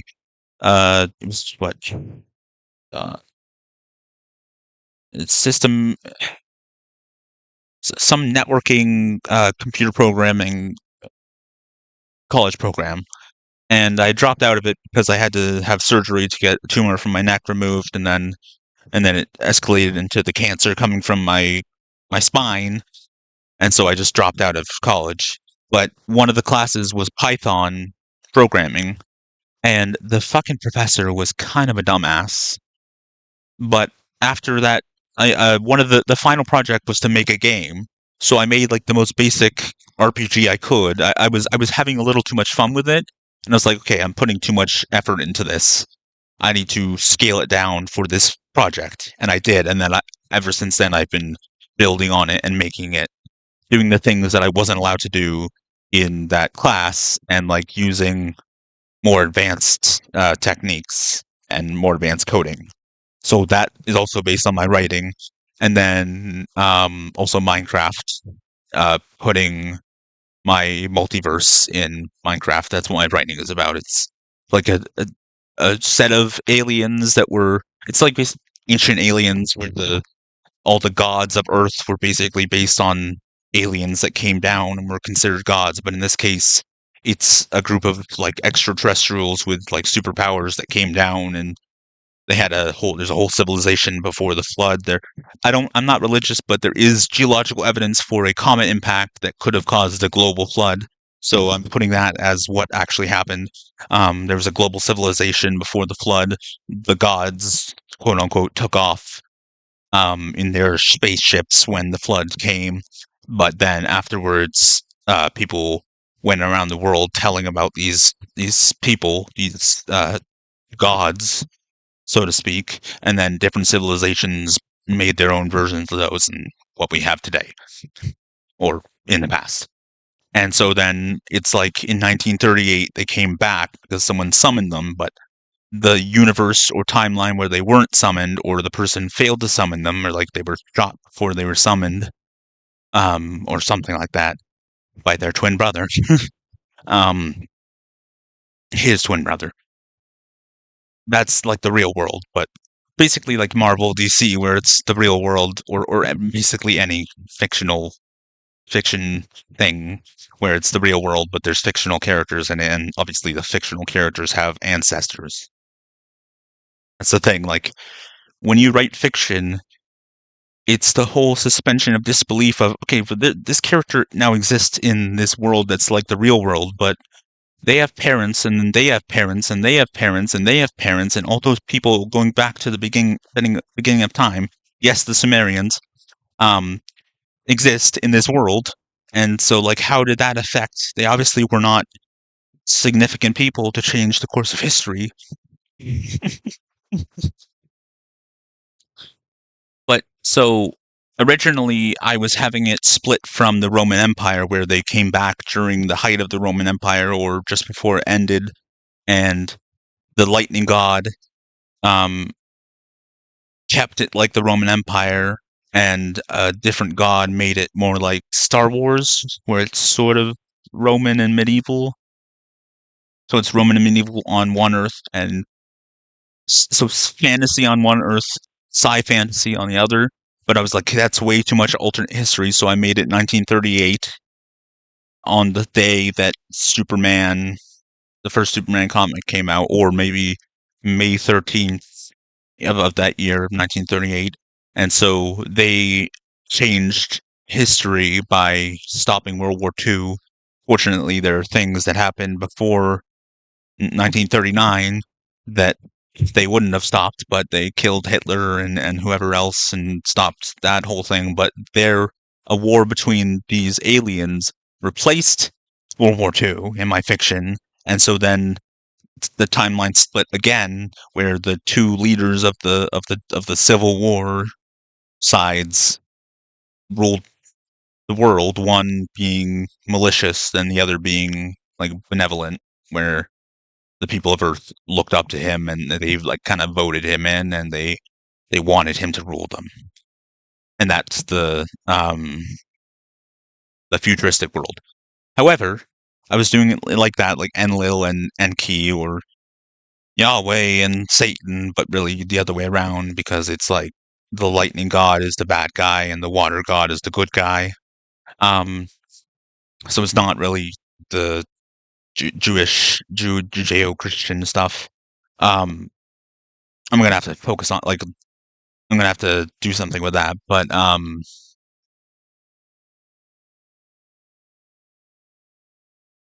I realized that a technologically advanced world doesn't really make sense with a water god. And I also wanted to make a universe or timeline where it's like Legend of Zelda: The Wind Waker, where they're all where there's a huge ocean that's the world, and there's just like islands, because I wanted to. One of my characters is like basically Robin Hood and the Green Arrow. This whole thing was inspired by, one, a dream I had, and two, watching Arrow. And so basically it's Arrow, but he is a thief. So it's the Green Arrow, but he's a thief. Like, it's more Robin Hood than it is Arrow, Green Arrow. But I'm pretty sure I can do that as long as the costume and a lot of things are significantly different. It'll be compared to Green Arrow, and DC Comics may not like me, but fuck off. I don't care. I love Marvel and DC. Not really the movie companies. I love the comic books, at least a while ago. Not so much modern comic books, because of them doing political things in the wrong way. Comic books have always been political. Like, look at Captain America. But when people complain about political things, they're not complaining that there are politics in the fiction. They're complaining about how the politics are implemented in something. Like, they're shoved in your face, or it's like a token black person or a token gay person, and it's just shoving shit in your face, and they're one-dimensional characters, and it's like the whole thing is about their problems, and it's not subtle. Like, Star Wars and Harry Potter are like subtle versions of Nazis to make people who are hateful think that maybe they're wronged.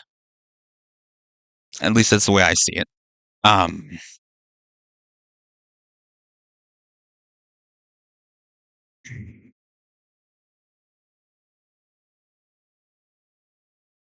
Mission Earth was a pretty good book, but I don't think I could read the whole thing. It's too many pages, but maybe one day I can try. Okay, I don't even know what that is. But in my fiction, so the one I figured that the water god like Enki or Poseidon, like the version of them, uh, is more fitting for the water Earth. So now I'm doing it's kind of tricky because I kind of had these two worlds in mind from the beginning. It was the real world, Earth One, and then the medieval Roman type world, which is kind of like Cyrodiil or just the Elder Scrolls in general. And then Earth 3 is sort of like Star Wars, but involving Earth. Here you go. Jack is one of my cats.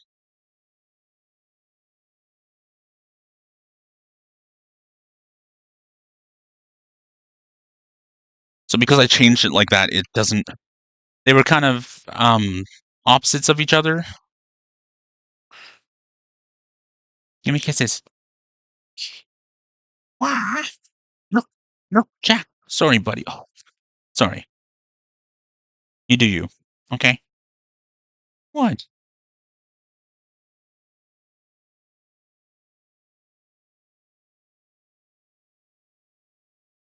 I love this cat. I have two cats. Ow. His sister's over there. This is Jack. Look. Look. Look.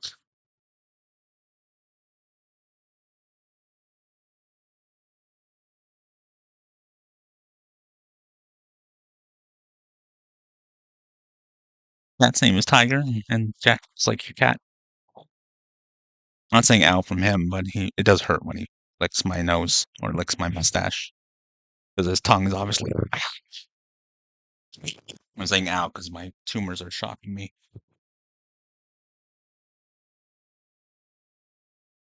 You gonna sit, or are you gonna be a cat and not sit still because you have freaking ADHD? Well, not really, but like that's what cats are like. Like they're freaking ADHD and autism, freaking all rolled into one adorable ball of fur. I'm just going on and on about my writing again. I guess I can cut this part out of the video, but I might as well just leave it. It's a big, it's almost 2 hour long episode of this series. But I've done a lot of gameplay anyways, so I'm kind of just spoiling the whole thing. But in order to talk about it, I have to say all this backstory. So the character of the Emerald Hood, which is, I was like, okay, what can I do? What name can I give them? Because I can't say Emerald Archer, I think, because that's what the Green Arrow is also called, like the Emerald Archer. He's the Green Arrow, but people call him the Emerald Archer, just like Green Lantern is the Emerald Knight. And Batman is the Dark Knight, and Superman is the Man of Steel. I don't think any other superheroes have an alternate name like that. Spider-Man is the Spider, just like how Batman is the Bat. I find it funny how in like Arkham games and then some of the Spider-Man games, like both of those, there's like thugs with New York like stereotypical New York Italian accents. I'm doing this with my hands, and they're like, look out, it's the Spider! Look out, it's the Bat! I didn't do the voice. It's the Bat! Have you seen Big Wolf on campus? No, I have not. What is that?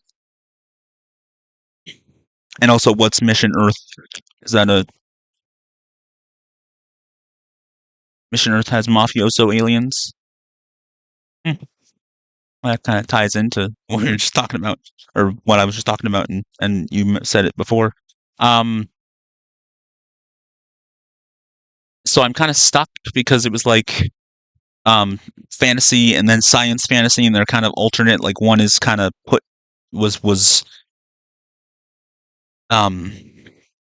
made more like the past. One was made like the future or whatever, like made advanced with the advanced technology. The alien shared his technology. Zemus. Odysee is the lightning god. Zemus is the water god. They're the serpent and the eagle, or the eagle and serpent, respectively. But now I put him on Earth 7, which is the water world, seven seas, water, because I wanted to do like a pirate version of the Emerald Hood, who's a pirate, but he steals from the rich and gives to the poor on the seven seas or just on water, like. And so the futuristic Star Wars version is like kind of like a space pirate thing.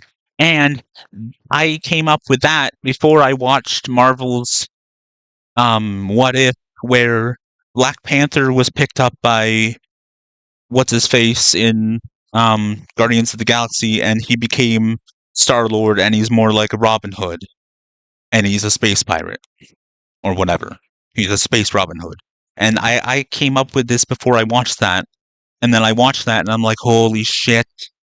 Like, I'm so afraid of being accused of copying Marvel or copying DC or copying this or copying that. Like, even if, like, some things are inspired by stuff and I'm trying to make it as different as possible, some things, it's just a coincidence. Like, it started with the three characters going on a mission to find a ruby, sapphire, and emerald, and it was like sort of like The Legend of Zelda, but the three gems are not in a tree, a fish, and a volcano, or a dead Dodongo, or a cave, whatever. They're in like a forest temple, or fire temple and water temple. But I'm not going to do that. I'm going to do something else similar. What I don't understand is how the fuck those are temples in the Zelda franchise. Like, how is that a temple? Like, the water temple is underwater, so what, you go underwater to pray? Or, like, the fire temple is in a fucking volcano? How is that a fucking temple? It doesn't make any sense. The forest temple, you have to go into the Kokiri forest and go through this whole thing, and then you go into here, but, like, it's not really a temple because it's like, I don't know, maybe the monsters kind of throw me off, but if I could have a version, like a mod of Zelda where you go into the temples without any enemies there, maybe it would make more sense. And do you have to wear a water tunic to go pray at the water temple and wear a fire tunic to go pray at the fire temple? Like,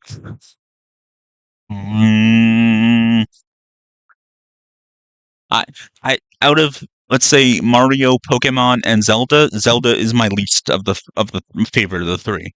Pokemon is probably the top, although maybe not so much anymore.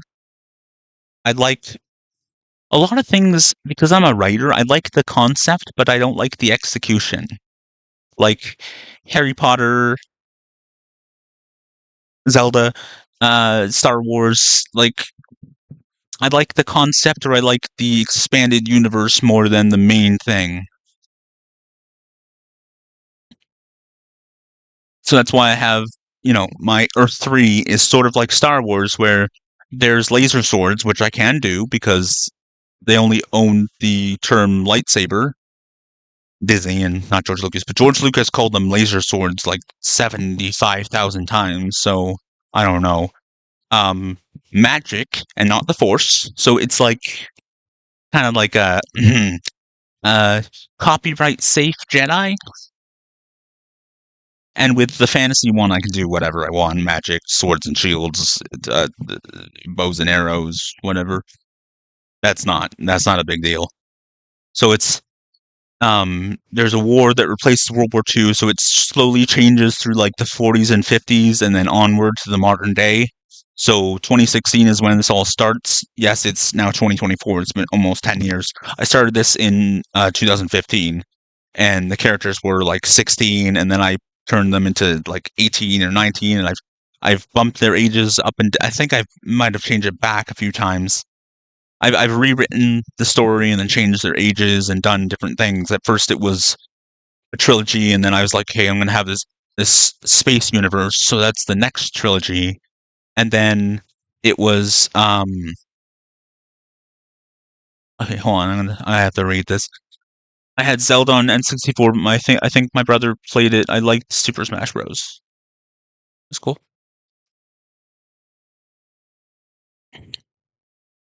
I haven't actually played them on like a physical N64. Playing N64 when you're with your neighbors in the projects is fun. When you're a kid, I don't live.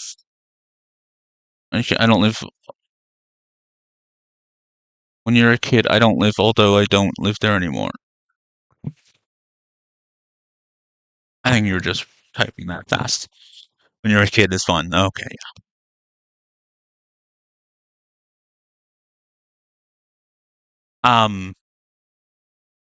So Odie is like the evil space god that's basically Zeus and an evil version of like God. Basically my getting around that is that over time the people kind of switch them. And so what people see is like I'm not religious and I don't like religion and I don't like the idea that there's a loving God that had a plan and then he gave me cancer. And people will brush it off as being, no, the devil did that, but the devil just punishes people because he was made to punish people. All that, like, one thing, Satan in Jewish stuff is not like this evil entity.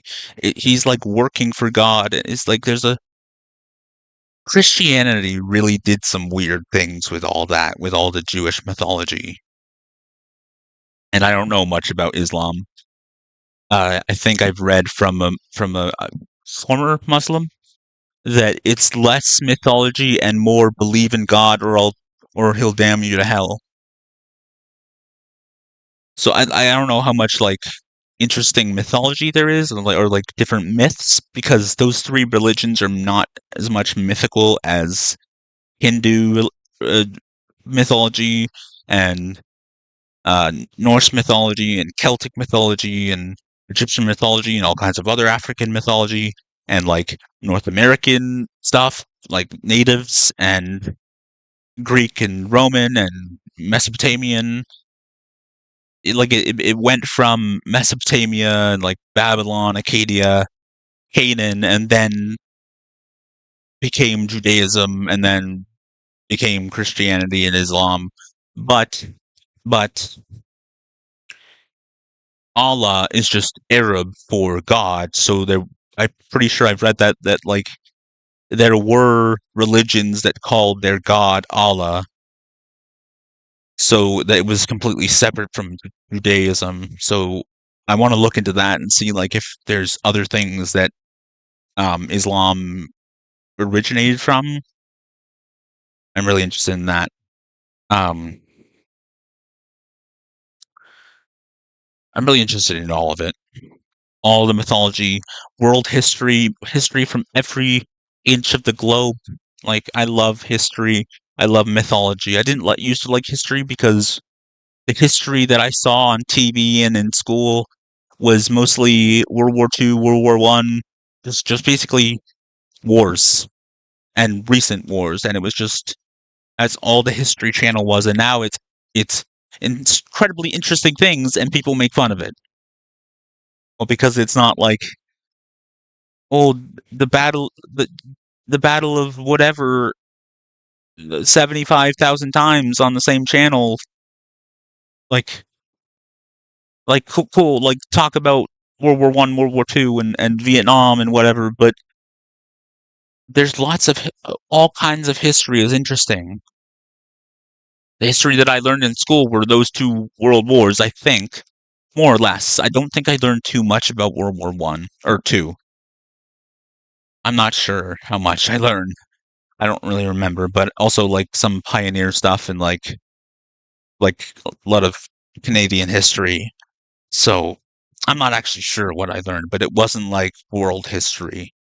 That's for sure. And it wasn't mythology because I grew up in Catholic school, Catholic public school. There was a Catholic school board, so it wasn't like I had to wear a a uniform. Well, there was a high school with a uniform, but I didn't go to there. I had to didn't wear a uniform. There were no nuns. Like, it's not like that kind of Catholic school. It was just a normal, like a public school, but a Christian or a Christian / Catholic school board. So a lot of things that I was taught were different. Like, they obviously dumbed down or like censored some things. So my Earths are like that water world is like the Enki, Loki, Lucifer, more or less. But it's a benevolent god. Um, it I don't know if this is really even relevant, but like dragons in Western culture are like evil creatures that are associated with fire and destruction, and I guess that's it. And then in Eastern culture, they're benevolent, like they're nice, and they're equivalent to angels, and they're associated with water and stuff like that. But like there's stuff in like Christianity and stuff that's like the sea serpent, and it's evil. So like, God, it all connects, and it's all one religion changes, flip flops certain things to fit what they believe more. I don't know. So Odysee, the lightning god, turns Earth more into like medieval Europe and the Roman Empire. Medieval Europe, just because I don't know too much about the other places of the world with medieval times. But even though he's evil, he allows technological progress and stuff like that. I don't know how to really rectify that. But basically, like Earth 2, there's some modern things and like music and I don't know how to do that. And then Earth 3, I can still have all the things that happen on Earth 1 kind of take place, but spaceships and medicine and science and social progress, like it's like 2 times more advanced, and the other one is like 2 times less advanced in the other opposite direction. And that is more so with a equivalent to Hephaestus and Vulcan.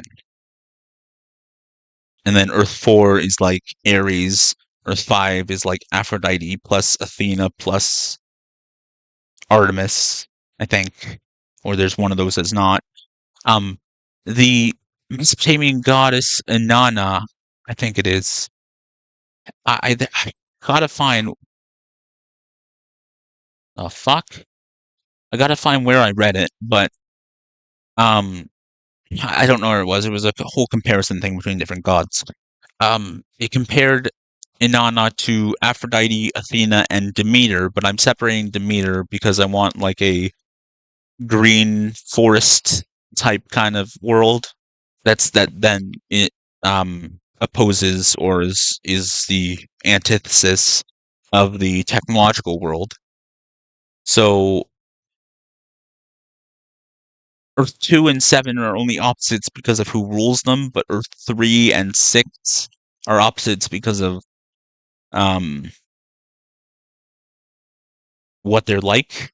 So there's a civil war, and the one side is, let's just say, in it simpler terms, Zeus, Athena, Aphrodite, and Zeus, and then the war god and the love / different war goddess. And then on the other side, it's like the Hephaestus, Demeter, and Poseidon or whatever, but not literally those gods.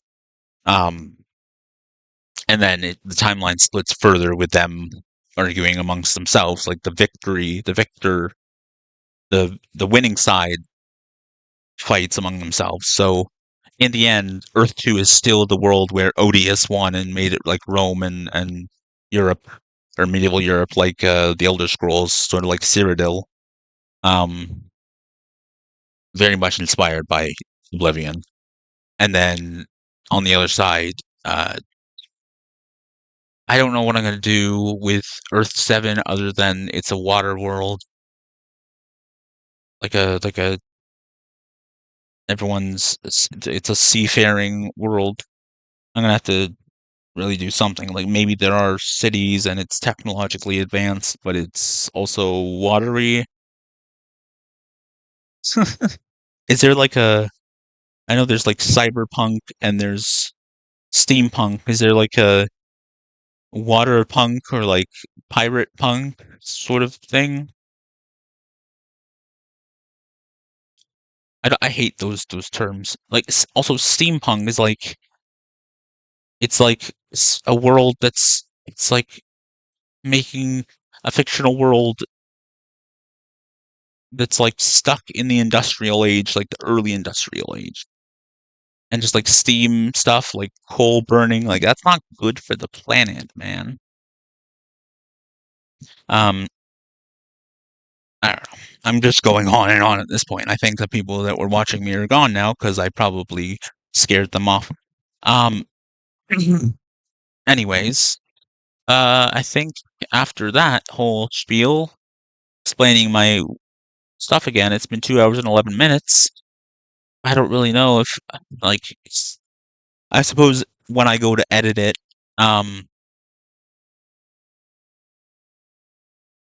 anyone watching the VOD can kind of click through it until I go back to the game. They won't know to do that, but when I go to edit it, I can either edit this whole thing out, or be like, go to this point in the video if you want to skip this whole thing. I'm gonna try to do like another mission, another goal, and then I'll call it an episode. Disrupt communication. First get a jump boost from this vent, then acid drop onto the gallery. Form a rocket air over the satellites from... What is a rocket air?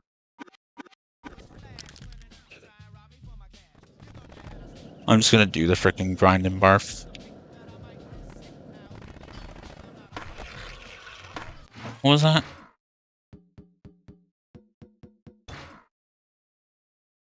Oh, first get special.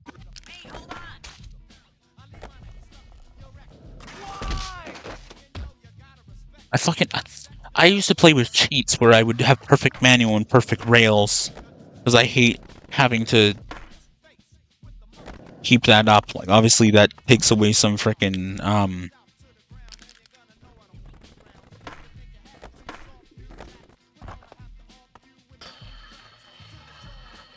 oh, and that would be perfect rail as well.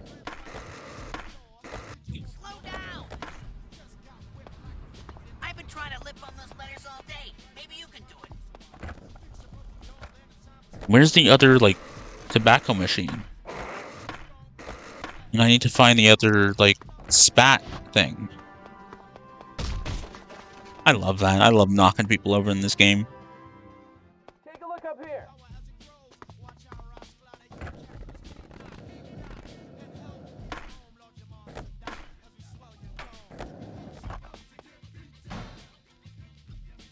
Yeah, see, this game doesn't make any sense. At the end, you go to, like Area 51 type thing, and it's just...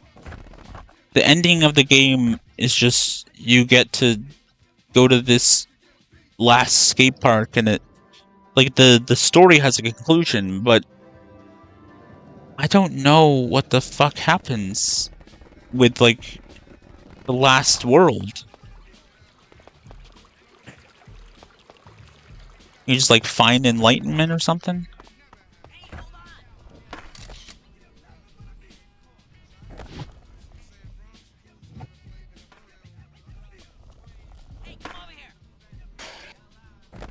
Fuck's sakes. You've already said what you want to say, dude. I've been trying to lip on those letters all day. Maybe you can do it. I've been trying to lip on those letters all day. Maybe you can do it. No. There's another one also. No, that's not spat. I thought that said spat. Rock and roll high school. I don't care if the music is loud and the systems can pick it up. I really, like, this and Fallout, and GTA games and stuff like that, the music is part of it. The music is part of the experience, so I don't really care. I'm not gonna play it with no music. It's like asking NWA to stop being black. And, you know, or a modern reference.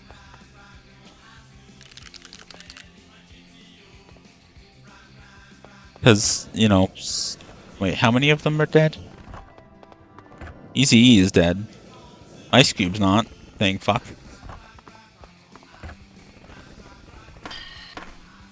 Well, and then he left because they were not as hardcore as you wanted them to be.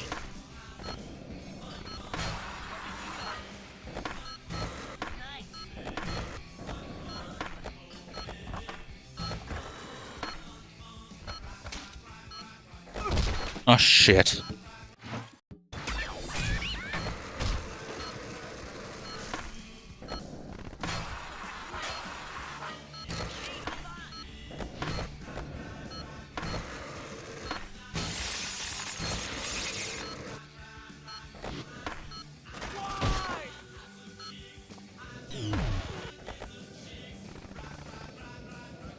Where is the other machine?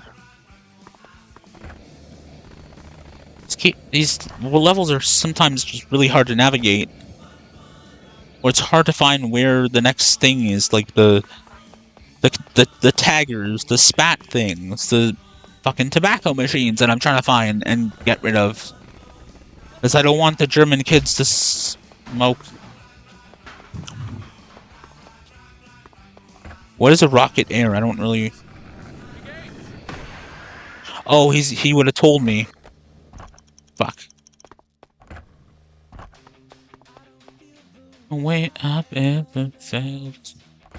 I know I'm gonna smile and not get worried.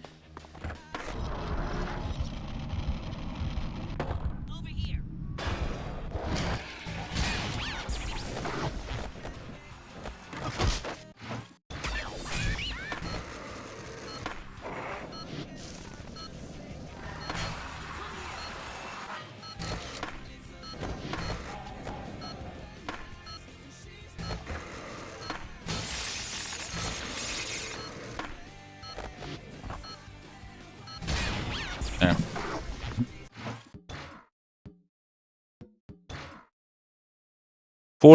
40,000 point combo while skating inside the bombed out church. Like, is there a bombed out church in Berlin? What is that?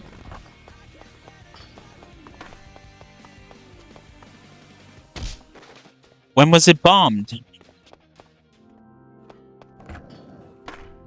Hold on, wait a minute. Okay, thank fuck. I thought I was still on just my camera.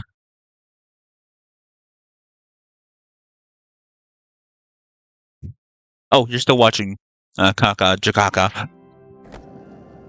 Or Kaka Jakaka. I don't want to make fun of your name. See, that's an actual name. And not a username. Well, it's both. Like, my name is not Anti-HyperLink. It's Nick Birdwood. My last name is public information, so.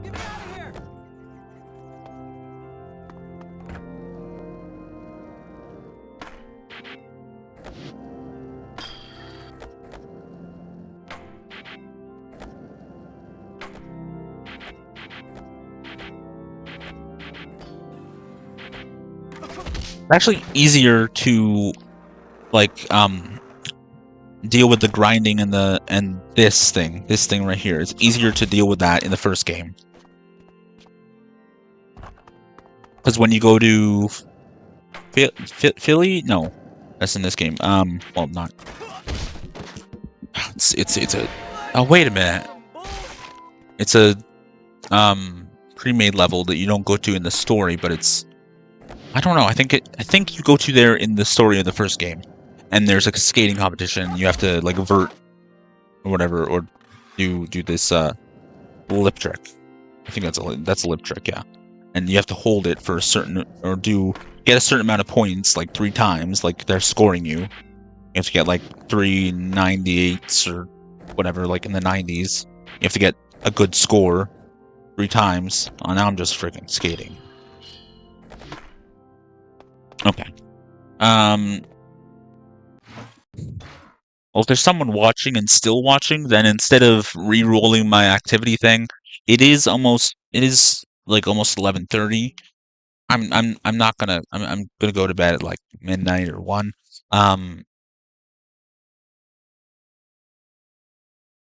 Instead of trying to do something else, I'll just keep streaming and I'll play something else. The next thing is Star Fox Adventures. I'm gonna start that. There's so many Let's Plays that I'm in the middle of. I'm not really keeping track of it. But there's so many Let's Plays that I've been like, this game is bullshit, I'm done with this shit, and I put it in on a list that's like, I'm done with this for now. At some point, I may do something on the bullshit list, try to get past where you were. And at least if I can bang out one more episode, not your real name, okay. Not Kaka Jakaka is not your real name. If I can bang out an episode of something that I said was bullshit, then whatever. Majora's Mask was just because, like, I put that on the list. Majora's Mask 3D with Project Restoration, which makes the game so much better. It fixes. I don't know exactly what it fixes because I don't know what the problems were with it. Like the water, the swimming is shitty, and there's all kinds of problems with the 3DS version. So it fixes that, and it makes it so that the transformation masks are on the D-pad. It does a whole bunch of things. I put that on there because, okay, right, that whole Switch emulator thing. Some of the people that so Nintendo like kind of ceased and desist them. They're not allowed to continue working on that on Yuzu or whatever it was called. And some of the people that worked on that worked on Citra. Meaning some of the people that worked on Citra were not responsible for Yuzu. So I wonder, like, they just stopped development on Yuzu out of principle or whatever. Nintendo didn't actually tell them not to continue that. So at some point they might continue that, but like I said, people have forks of Yuzu, people have forks of Citra, people will just someone else will make an emulator. Like, it's not the end of the world. It wasn't the end of the world. But as soon as Citra stopped development, I started having problems with it. And that's really weird. Like, I wasn't having problems with it before that. And I started having problems with it crashing on me. I don't think it was crashing on its own. See, on OBS, I have this, you've seen, full screen and then the smaller screen where so you can see my camera and then my background that I made. And switching between those crashes Citra. So it happened with Majora's Mask multiple times. It's happened with Ocarina of Time. Majora's Mask was just because I went into to play it again and I'm like, okay, I've done all this, and then I realized that it had crashed, and I was like, I'm just done with this, and I just kind of put it there because I want to do other things for a while. I might smack it back onto the playing list. Whatever, smack that. Ocarina of Time was because the Spirit Temple is a pain in my ass, and one thing, I fucking hate wall masters and floor masters. Now, they're scarier in the Forest Temple because of when you have to switch the one hallway and then they drop from the ceiling. But in the Spirit Temple, in this certain path, you can easily get out of this thing's way and kill it. But then I stopped being able to get out of its way. Maybe because I was so anxious or so frustrated with the game, I wasn't moving out of the way. Maybe it was my dexterity issues doing something, and then it scares the shit out of me when it takes me back to the beginning of the temple, and it pisses me off because I have to go through all that again, and the frickin' Skulltula is coming down, but like you lose hearts, and then some of them have hearts. The wall master has, or the floor master, it drops from the ceiling, but it's a floor master. I think I don't know what the difference is. Oh no, the floor masters are the ones that grab you from the floor. I don't know if floor masters are even in Ocarina of Time. That they're both in. I think they're both in Wind Waker. Ceiling masters, freaking wall masters are in Ocarina of Time, and so there's this one hallway where you have to keep on avoiding the Skulltulas or attacking them, and then right before this area where it opens up into things that you have to use the lens of truth to actually navigate it. I didn't even know that. I didn't realize that. I think I'll go back to that and try that. But a thing drops from the ceiling, this freaking scabby hand thing, and they scare the shit out of me. But it's easy to avoid and kill. Like when I was first doing it, I was like, okay, I can see the shadow. I'm getting out of the way. It's right there. Slash with my sword. It's dead, and it gives me a heart. So I just, after that whole Citra thing, I put fuck Nintendo beside all of the Nintendo games. Well, almost all the Nintendo games, the Zelda games, and the Mario games on my list. And some of them I put in the bullshit list. Mario RPG I put in there because there's this volcano level where you have to like jump a certain way across this lava, and if you fall into the lava, you get sent back to the beginning. And it's not the new one; it's the old one. I assume the new one, it's easier to navigate that area, but I don't have the money for that. I don't have an income because of stopping, like quitting. Not. I have to go back and give them my security key and officially quit. But no longer working, and now I can't get a job because I have a bunch of medicine that I'm on that makes me sleepy. I'm constantly going to Toronto for CT scans and MRIs and follow-up appointments. My cancer can get worse at any time. Like, I'm constantly in pain and discomfort, and I have to take the pills at a certain time, so who's going to hire me? But according to the Canadian Pension Plan disability people, my disability does not prevent me from working. Well, obviously I can work for them because their employees do shit all. Well, the ODSP employees do shit all. I have a caseworker. Okay, so I am applied for disability for ODSP, Ontario Disability Support Program. I don't know what it stands for. Ontario Disability Support. Last July, right before my first surgery, I kept on calling them. Like, I called them within like 3 and 6 days, and they said it's going to take a little longer. I'm like, okay, fine. I called them again like a couple weeks later, and I kept on calling them, and they were like, we're behind on our applications. We're behind on our summer applications. And so I was dealing with that. And then eventually I got a call saying that I would get a different call within 2 weeks. I did not get that call. Maybe I should have called them and said I didn't get the call that I was supposed to get. What's going on? But regardless, a month later, I called the general line. They give me my caseworker, which I should have been called and given that information. I shouldn't have had to go get it, go look for it. I shouldn't have had to go on a wild goose chase. I was given the number and name of my caseworker, and I left her message after message after message after message, and she never got back to me.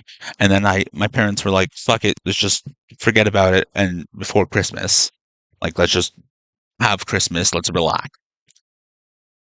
After Christmas, I leave message after message, and she still doesn't get back to me, and then eventually I get a hold of her, and this woman just, every time I get a hold of her, she acts like she doesn't know what I'm fucking talking about. And this has happened several times since then.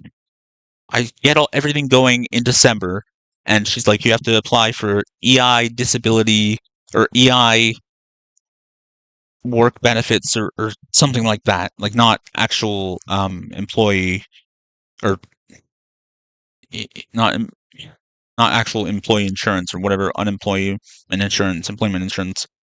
When you are laid off or whatever, and you get money while you're looking for a job. It's something else. It's like sick benefits, but I didn't have enough hours or whatever to get that.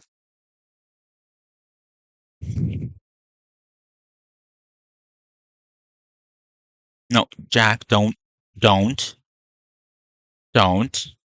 Jack, come here. Come here. Here you go. Oh, sorry, buddy. So SmackDown vs. Raw 2007 is still good. Oh my god. The frickin' wrestling games. I made Spider-Man in one of those games, and I was having the time of my life. So anyways, maybe I'll do one of those games. I'll have to find the one that I played on GameCube.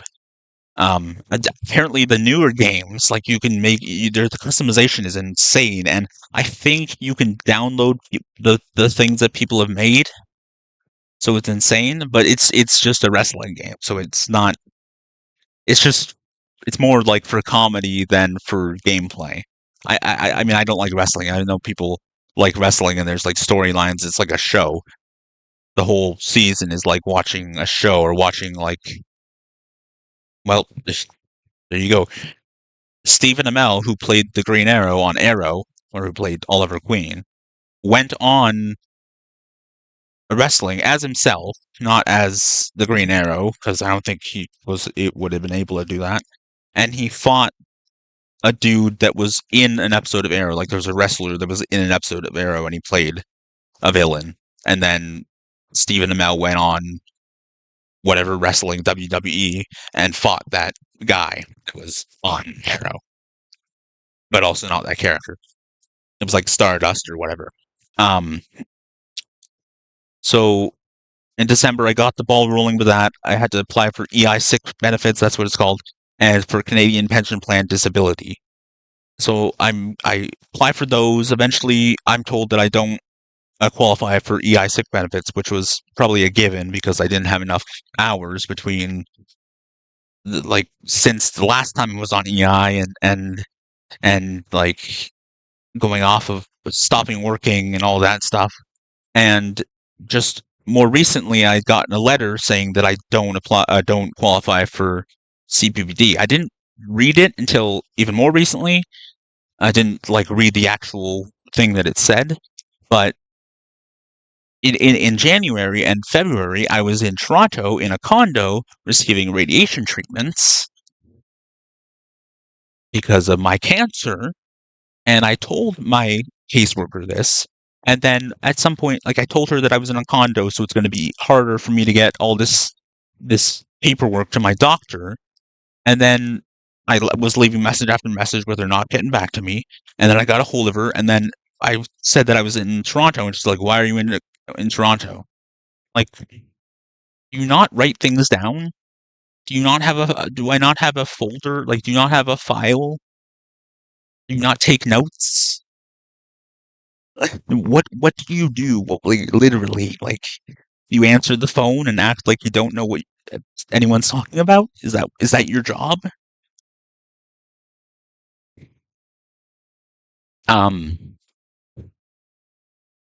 And so, like, and also I had forgotten that I had to get the to fill out certain things. Like, I kind of forgot about that when I was going home for the weekend, because I was in the condo in Toronto with my parents during the week, and then we would go home for the weekend. And so I was basically forgetting about it because that was my time to relax and forget about my radiation. I was like so grumpy and depressed during that whole thing. Holy fuck. When I got home, eventually, we did all the paperwork. We got it back from my doctor. We filled that out. I sent it out. At some point, they sent me a letter saying that something was incomplete, and they are trying to find my doctor, or trying to contact my medical people, the doctor, to find this information. And then I called the people that sent me that, and the lady that answered said, "Don't worry about it. Everything is good. Like, your package is complete." So I'm like, okay, whatever. I kept on calling my caseworker to ask her about that, if she knew something about that. She didn't get back to me. I called her over and over and over again. And then I kind of forgot about it for a while, and then I was calling her over and over and over again, and she was still not answering me. And eventually I got a hold of her again, and she still didn't know what I was fucking talking about, and she was acting like she didn't even know me. Like she had never talked to me. She's like, "Are you on Canada Works?" And I'm like, "No." Or Ontario Works or whatever. And then she asked me if I got the CBD thing, and I had forgotten that I got the physical document. I just told her that the financial guy, or one guy, called me and said that I had a partial period of work and I'd have to pay $75, and this other person called me and said that I didn't qualify. But the paperwork literally says that my disability doesn't prevent me from working, which, like I said earlier, is bullshit. Now, I called her over and over, like, she gave me the number of my caseworker in Barrie, the local one, and I called her 4 times within the last week or so, and she still hasn't answered my phone calls. And both of them, some of the messages that I left were the answering machine was a robot, and some of them was her. Like, it's 2 different women. But they're like, these people don't get back to you. So maybe I can work for them. Because you don't really have to answer the phone. Sometimes. You don't have to get back to anyone who leaves you a message. You don't have to write anything down. You just have to say things. It has been almost a year since I applied for disability. I'm living off my parents. Like, I have money, but I had, like, a lot more, and it's slowly becoming zero. What happened if I was not living with my parents? I would be on the streets with cancer, with no treatments, probably dead. I would have no way to get to Toronto unless I friggin' hitchhiked to Toronto and became a homeless person in Toronto. Well, at least then someone would be looking out for me, because apparently homeless people in Toronto look out for each other, so I could go to the frickin' thing and then find warmth and food and whatever with these people. I don't know. They look out for each other. Maybe they don't, like, find food for you. I don't know.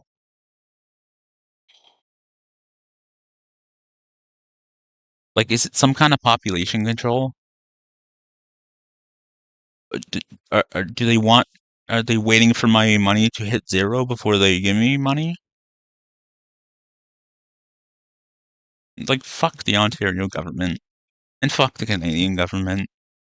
Fuck lots of other governments. This world is trash. They let people into the country to buy up restaurants and to buy individual, like, convenience stores that helps the economy, and bring their sick relatives to take advantage of our healthcare system, but they can't take care of their own. And, like, I do believe in helping other countries, like sending support to countries that are at war, and I'm not necessarily anti-immigration, but can we all just fucking get our homeless people off the street and get people out of poverty, and then help each other? Or just do both, like, don't focus on just one of them. Work together as a world, not one world government, just as a people, one people, to make this world a better place, end world hunger, end homelessness, end poverty, end oppression, religious oppression, and political oppression, and whatever else, racial oppression, like racism and sexism and all that, all the hatred, logic and reasoning and justice and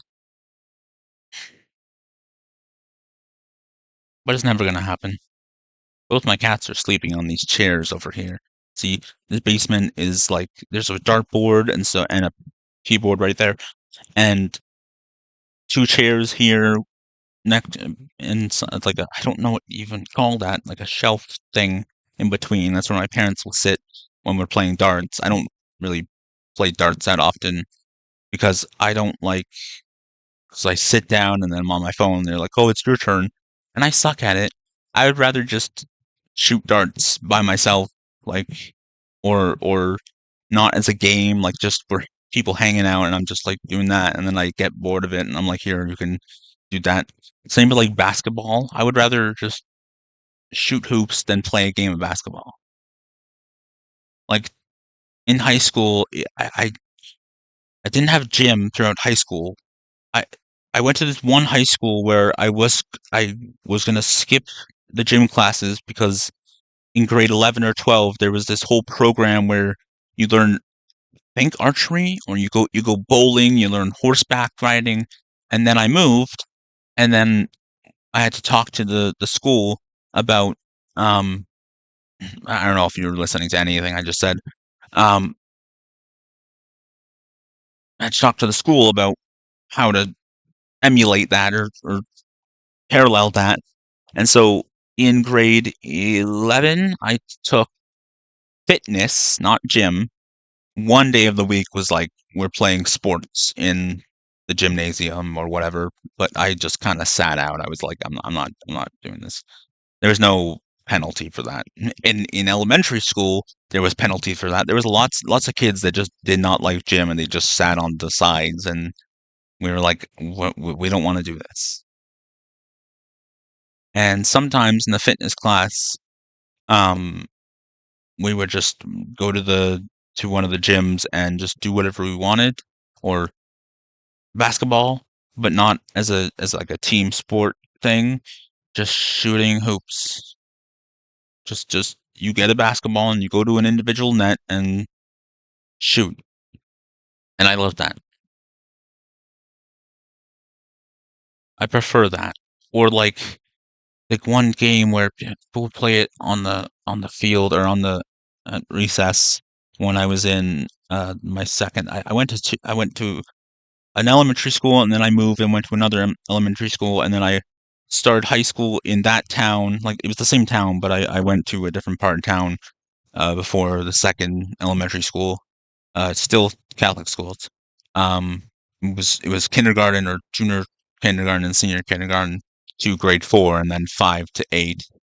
And then I did the first half of grade 9 still in Georgetown, and then I moved here to Barrie, Ontario, and finished high school here. But back in Georgetown, in my second elementary school, there was this game that they would play before school started on the field. Now, my first elementary school had this whole hill, and it was really like there's no jungle gyms in any school that I went to, and I'm fucking jealous of that shit. There was no swings, there was no freaking wheel thing, no teeter-totter, no jungle gym, no nothing.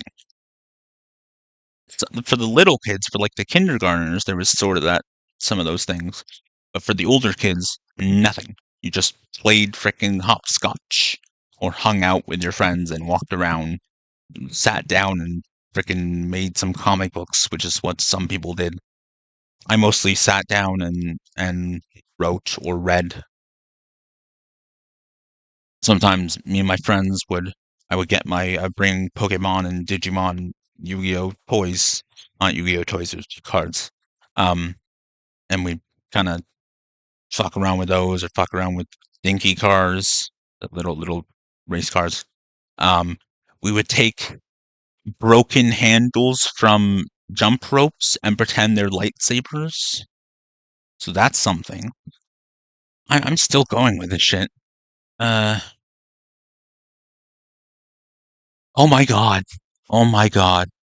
I don't know why I threw it out. Did I get it for my birthday one time? Did I think maybe a friend of mine had given it to me? I had, like, in a later season of Yu-Gi-Oh! Now, I'm watching it now. Like, I I've started it several times on Netflix and then stopped, but I actually got to almost the end, to the dual dice monsters few episodes, which is really weird. It's the whole Pegasus arc, and then there's this girl that came from America, and there's a couple episodes about her and her grandpa, and the Blue Eyes White Dragon that Kaiba had ripped up, that belonged to Yugi's grandpa, but then he got from his friend. This little girl showed up saying that he stole it and it was wrong, and the little girl was a champion and fought Yugi, like dueled Yugi, and it was like the exact same duel that their grandpas had years earlier. And Yugi taught Rebecca about the heart of the cards, which it's so cheesy, and it's in the Japanese version, I'm sure. I don't think that's a dub thing. Like, believing in your deck and somehow manifesting certain card, which doesn't make any sense because you have physical things and you're putting them in a deck and either shuffling them or having them just in a certain order. I think you would have to shuffle them, because if you know the order of your deck, that's like counting cards, so you would know which Yu-Gi-Oh card, which Duel Monsters card is going to be where. So Rebecca and Yugi dueled, and then he taught her about the heart of the cards, and then it was this kid, which they're in high school or whatever, and then there's this kid that's like their age, but he owns a store, and he's in their school, like, and these girls are like ogling him. I don't really understand how he seems to be their age, but he owns this rival toy store or rival card store to Yugi's grandpa, and then he made up this game that uses duel monsters, but it's with dice, and they're like, go dice roll, and I'm like, that's the freaking lamest thing ever. But yeah, I'm getting through that. But a later season of the show, they had these wrist things where the cards would go on it, and then you set up your field on the thing, sort of like the mat, but it's on a wrist thing. And I think one of my friends got that for me for my birthday, or he had one and I played with it. I'm pretty sure I had it. I don't know why I got rid of it. It was probably just I wasn't using it, and my parents made me get rid of it, which is always a thing. I want one. I don't play Yu-Gi-Oh, but I want one. If I knew people that played Yu-Gi-Oh, although I have a feeling that there's hardcore Yu-Gi-Oh players, they're just kind of snobby, because that happens a lot with like video game players and like Duel Monsters, Yu-Gi-Oh, and Magic the Gathering. Like, they're very into it, and like Dungeons and Dragons. I don't like Dungeons and Dragons. I don't like the concept of it. Well, I like role-playing games, but I don't like the tabletop aspect. I just prefer RPG games, like video games. What was I talking about? Yu-Gi-Oh! Fucking hell.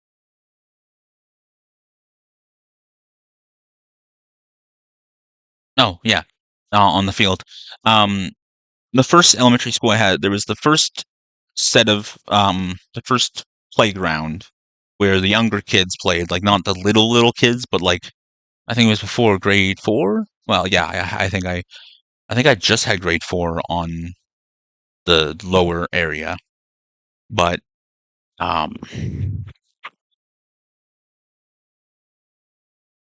yeah.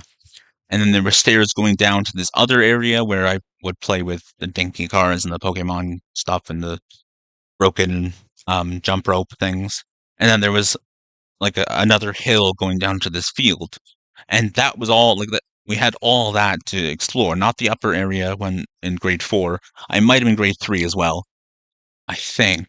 I remember grade 3 being on the upper thing, and then grade 4 was the last year that I was there. My school in grade 5 there was a playground. There was like an area, like a bunch of place to roam around in. And then there was a field, and that was it, like a flat field, and that was it. Again, I didn't have a jungle gym, no swings, no wheel of torture, no teeter-totter. I've never been on those things. I've been on swings because there was playgrounds around where I lived, and there's playgrounds around here. Literally, like, if I go for a walk, if I want to play Pokemon Go, I know that like people were angry that a lot of the Pokestops were at playgrounds because they feel like pedophiles, but it's a public place. You're allowed to go there and frickin' read a book. Just because there's kids playing there doesn't mean you're fucking jerking off to them. But when I've gone and I've been playing Pokemon Go, I do feel like someone's gonna think I'm a weirdo. I mean, I am a weirdo, but in a creepy sense.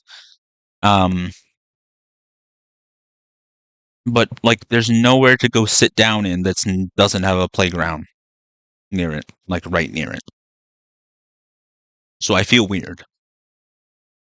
I can go downtown and play Pokemon Go, which when the game came out in 2016, well, before the game came out, I had to make either a New Zealand or Australia iTunes account in order to get the game before it came out in Canada. And like, I don't think people were allowed to do that, but fucking everyone did that. It came out in Australia, New Zealand, and the United States first, for some fucking reason.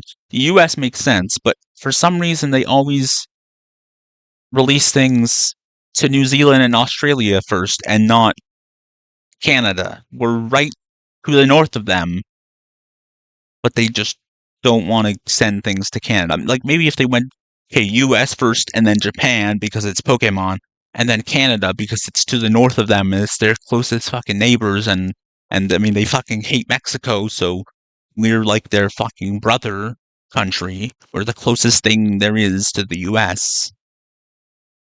I don't know. The US seems to, like, really disrespect Canada when we're right there. Like, we're right there. Our society is almost, like, the exact same. Like, obviously England and stuff is similar as well, but most places at this point are Americanized. I hate that term as well. But why release things to Australia and New Zealand before Canada after the US? I had to make a New Zealand, Australia, or Australian iTunes account to get the game, and a lot of people were doing that. And then I remember the day that it came out in Canada, all of us, like, there's a place downtown Barrie where it's like this art center. We would all hang out outside the art center because there was like a bunch of Pokestops there, and there was one at the far end of downtown that people hung out at as well, because there was like a circle of Pokestops.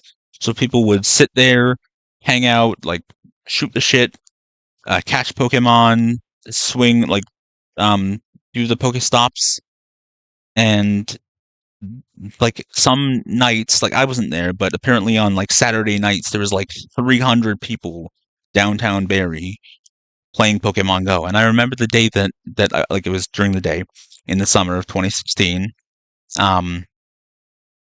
when all of our, like, games were being slow, and then someone shouts, "It's out in Canada!" and we all rush to download the game properly on the Canadian, like, iTunes store. Obviously, some people had Android phones. I didn't have an Android back then. I had an iPhone, but so they could get the APK without having to make another whatever account. But yeah, I remember. Where was I going with that? Can you play Kenny versus Spenny? What? There's a video game of that? I don't really know if I want to take suggestions like this. Now I've been going for so long. This is supposed to be one episode of a thing. Shit. I think this whole spiel will just not be part of the episode. So the VOD is going to be fucked, but whatever. I'm hanging out. I'm shooting the shit. Just like with Pokemon Go. I don't know where I was going with that. The teeter-totter.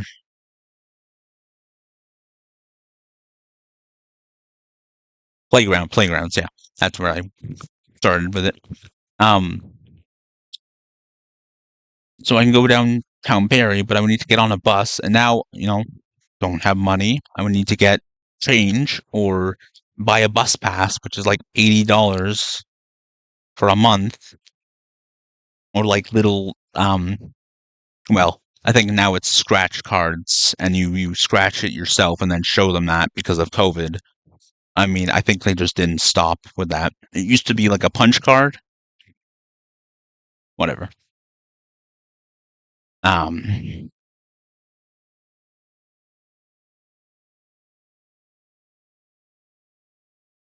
Or I used to, during the summers, take my bike down to the beach near my house and then go all the way downtown on this trail. I'm kind of doxing myself a little bit there. Not going to say exactly where I live, Jesus. All the way down Barry, and then I would do this whole frickin' bike trail and then come back. And so that was kind of after I kind of stopped playing Pokemon Go so much. I would stop and do the Pokestops, but like I spent a long time doing Pokemon Go and Ingress stuff, and then I would keep going on the trail and then turn around, come back, and then go home. And the freaking hill from the beach, holy shit. It's one thing on the way down when you're like, you have to frickin' ride your brakes down the hill so you don't get hit by a car. And then up the hill, it's like, holy shit, my legs turn to jelly. Oh. That's right. Yeah. Recently, they did these updates, and the map update is cool, and I think there's like AR updates. Now, I don't know what happened to the what was it called? The AR update where the Pokemon would go behind something, like you could actually make it go behind something instead of it being like a sticker on the screen. And they stopped doing that, I think. Like, I had it on one phone, and then the next phone that I had, they didn't support it because it was like the cheaper phone. And now my new phone is the bee's knees, like this Android or Galaxy S23 Ultra. It just doesn't do that anymore. You can't have the Pokemon go behind anything. I think that was early technology, and eventually they'll refine that. But now with the Pokemon Go characters, there's no gender choice or sex choice, whichever. Like, they're not interchangeable. They're different things, and they changed the way the faces look, and they look really ugly.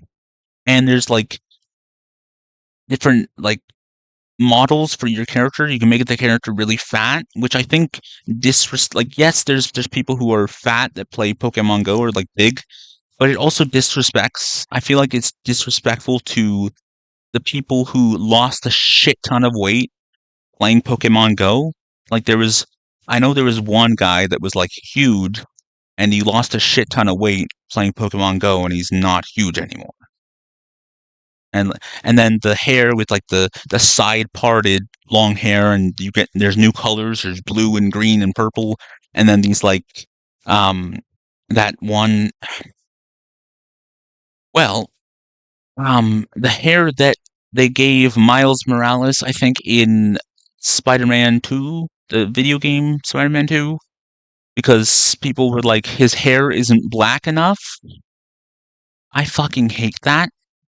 I really hate when people, not just so-called allies, but black people, think that black people have to be a hive mind and act exactly the same and have the same haircuts. And so it's these modern haircuts for different people.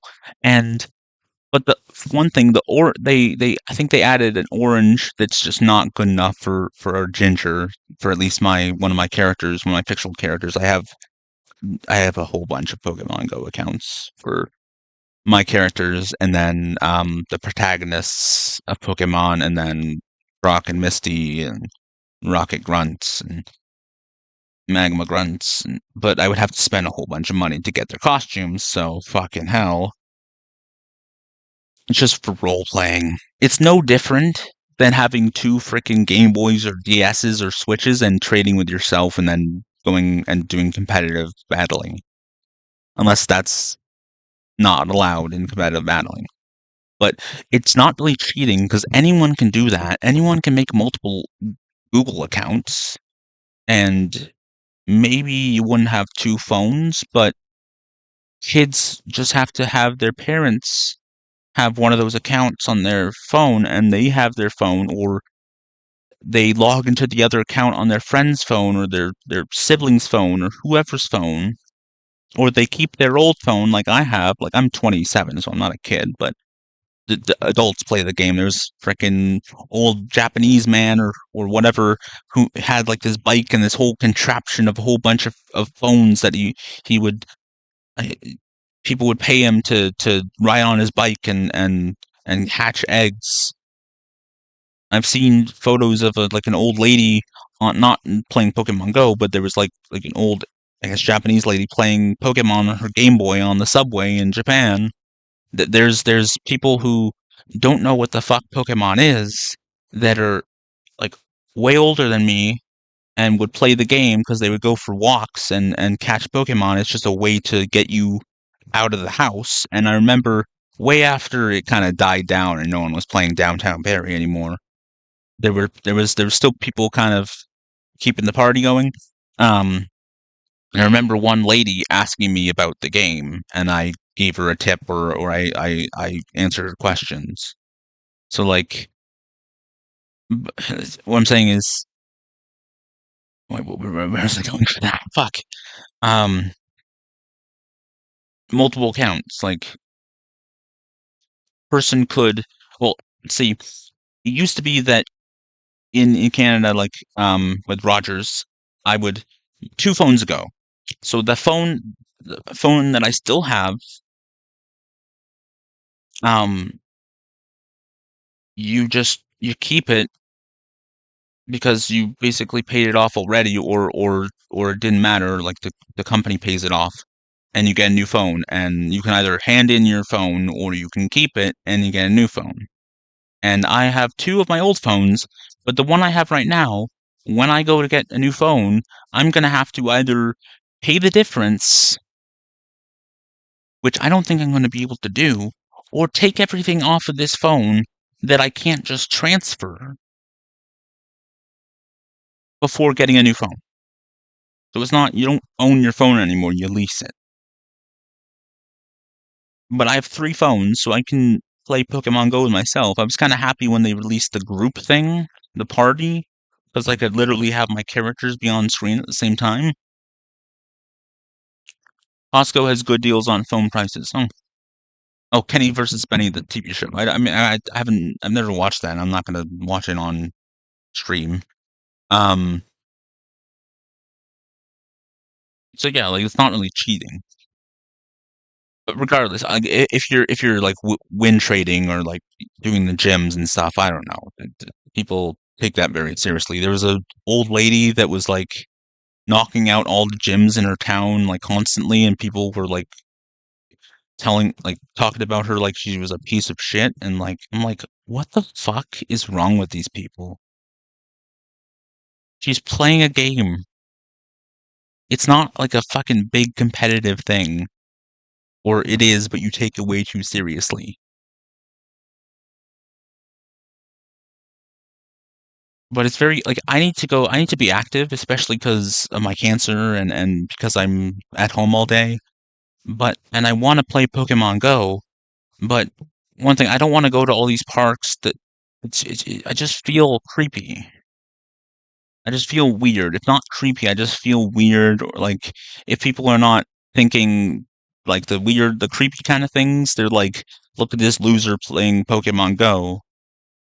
I don't know, maybe I think I worry too much about what people think.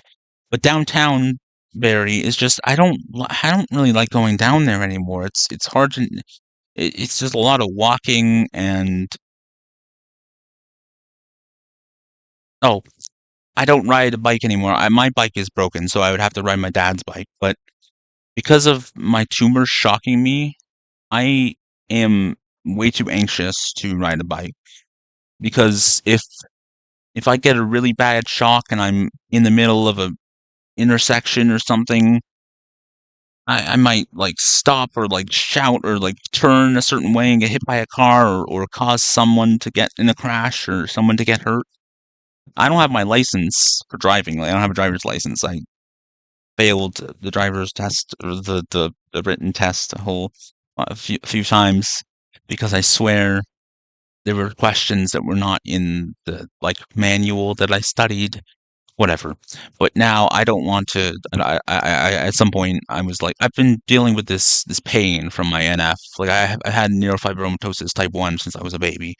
But in 2017 they started shocking me. One on my side, tumor on my side started shocking me, and then others started shocking me. And I just got scared to ride a bike or start driving, like go get my license and actually pass it and drive. One thing, in this economy, do I really want to start driving and then pay for a freaking car and gas and insurance? Lots of people are staying at home, and I basically have no choice. But if I did, I'd probably still be staying at home because I would have to because of the economy. And I'm afraid of driving and then like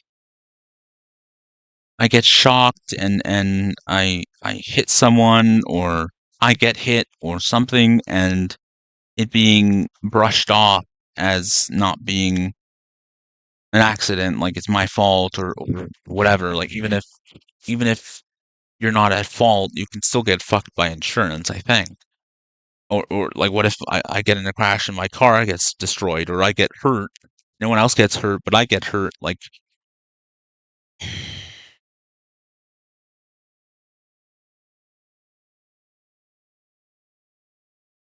but now I'm probably never going to work again. Hopefully I actually get ODSP. If they deny me, then I'm fighting it tooth and nail. Like, I'm already going to be sending a letter to my local like government representative talking about how long I waited for this and the bullshit they put me through and the loops that I've had to jump through and the waiting and people not answering their phone calls or their phones, or more so less people not answering their phones because they might be busy and more not returning my phone calls. It's one thing if you don't return a phone call like one time and then the next time I call and have to leave a message, you get back to me.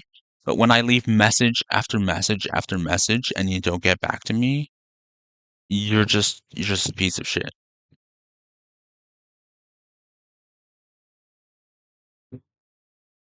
So I'm going to be fighting it tooth and nail, and then once I get ODSP dealt with, I'm going to fight the CPBD thing. They want me to do it in the other way around, but I'm not. If I appeal the Canadian Pension Plan Disability thing, which sends me money and then pays my pension so that eventually I'll have money as a pension, or I'll just have, like, they'll keep paying me in a pension or whatever, or they'll keep paying my pension and then eventually I can use that money for life. Apparently, disability just stops when you retire, which I wouldn't be retiring from working, I would just be in my 60s. Oh. If I even make it that far. I mean, the cancer is basically in remission, but it's just waiting for the next scan, waiting for the next meeting with a doctor, waiting for the next phone call or video call, or waiting, like going through the pain and taking all these drugs. And the upside is that I don't have to work, sort of. I don't have to go to school. I can stream and I can write and I can do my game. Like, I can focus on my creative passions. But the downside is I have fucking cancer. So, be careful what you wish for. Like, since I discovered Let's Playing, I wanted to be a Let's Player. I've been writing fiction since I was 7 years old or younger. And there wasn't really, I think in my like high school era or younger, there wasn't like as many creative writing things in college, or it wasn't around like where I live, or I mean, it was just in the wrong city, or I couldn't get there because I didn't drive. Like I went to college once for a general thing, and then I wanted to be a psychological profiler working with police, but I'd have to be a beat cop, and I can't do that physically.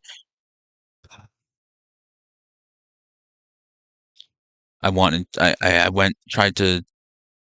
was like trying to get to film school or whatever, but I would have to have film portfolio, and I don't want to make films. I want to write. I want to tell stories, like,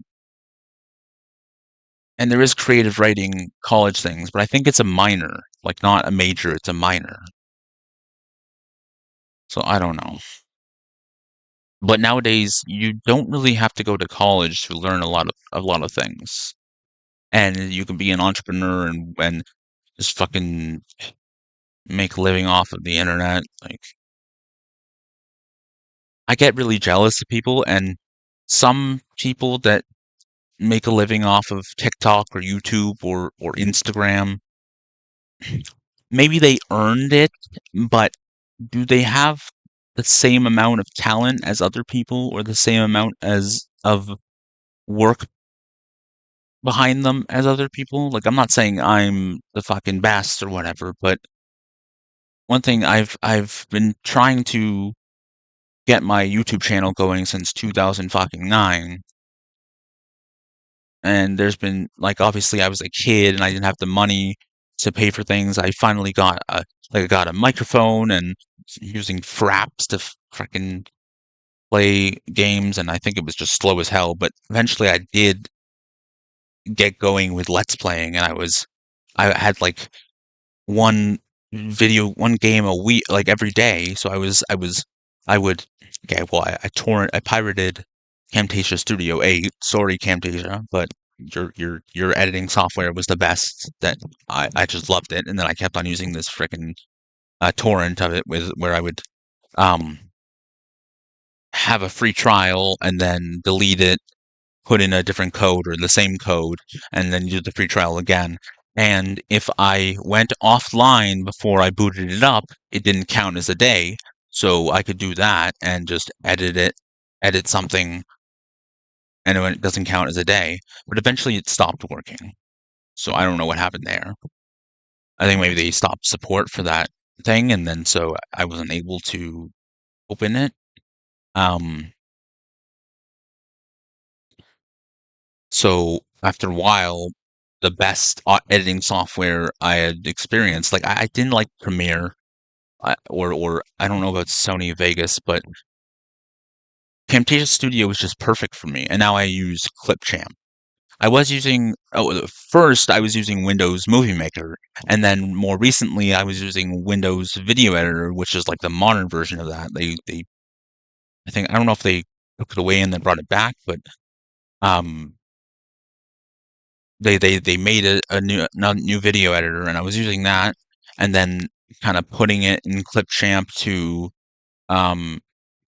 do Pokédex entries, because I would put the clip of the Pokédex entry, like take make a copy of the project, edit that into a video, put that into Clipchamp from Windows Video Editor, take the audio out, and then I would take the audio and put it into Audacity, and then I would use a tutorial, like I have it in a notepad file. I would follow the instructions to make the voice like a robot, so it's like the Pokédex from the anime, even though there is no real evidence that the Pokédex talks in the games, but it's just a little thing that I have been doing. So I would eventually use that for Pokédex entries, and then I was like, wait, why don't I just use this for just editing? And then that's what I've been using ever since.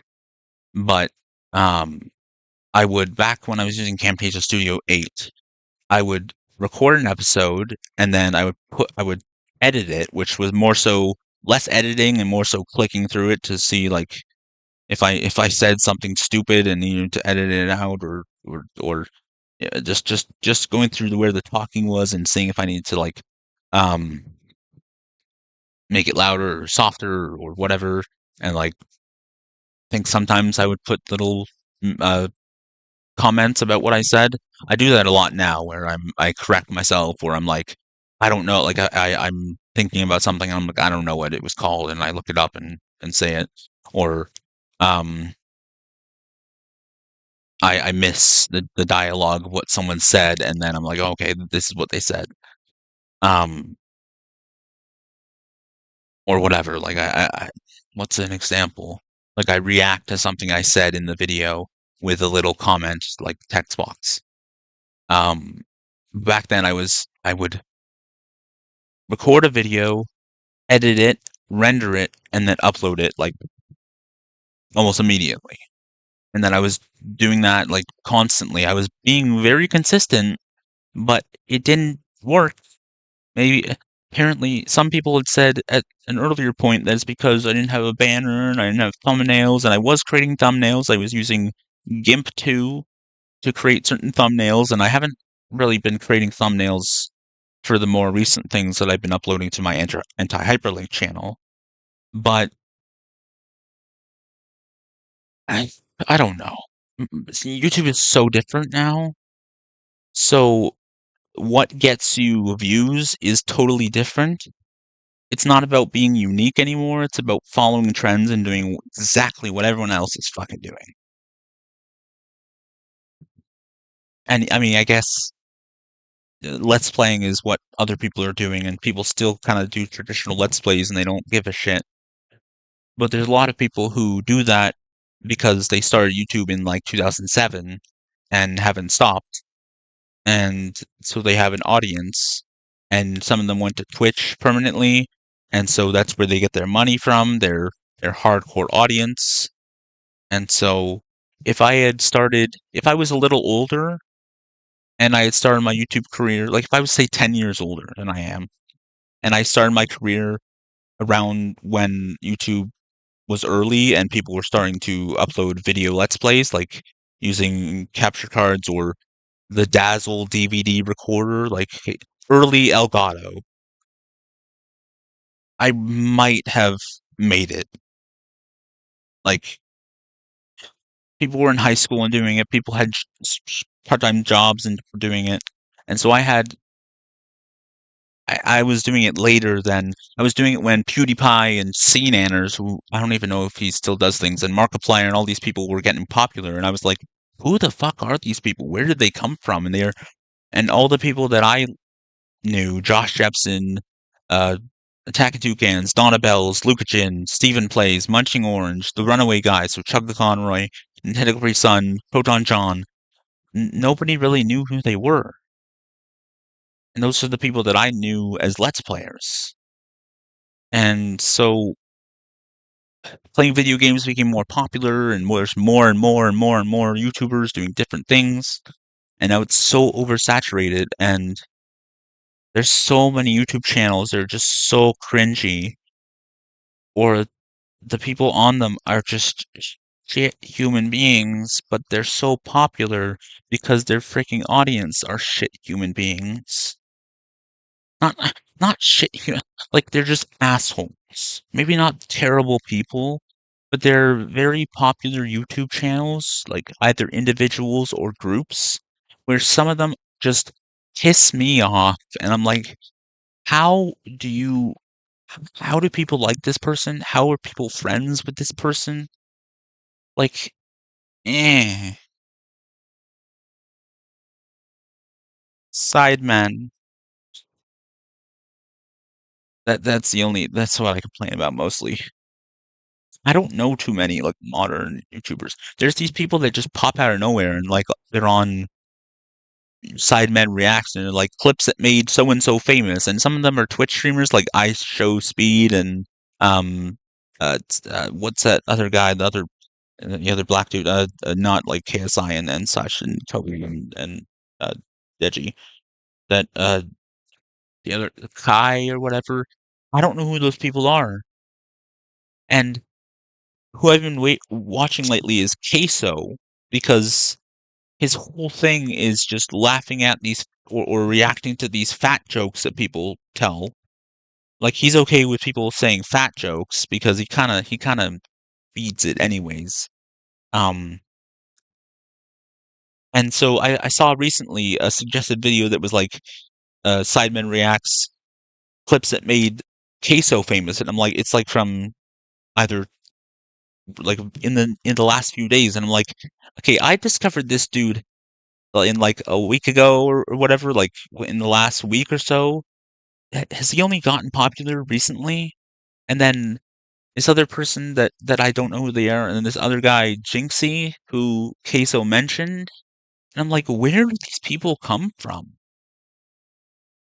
And when is it my turn? That sounds self-entitled or narcissistic or egotistical or egocentric or whatever, but like I I really believe that I have worked my ass off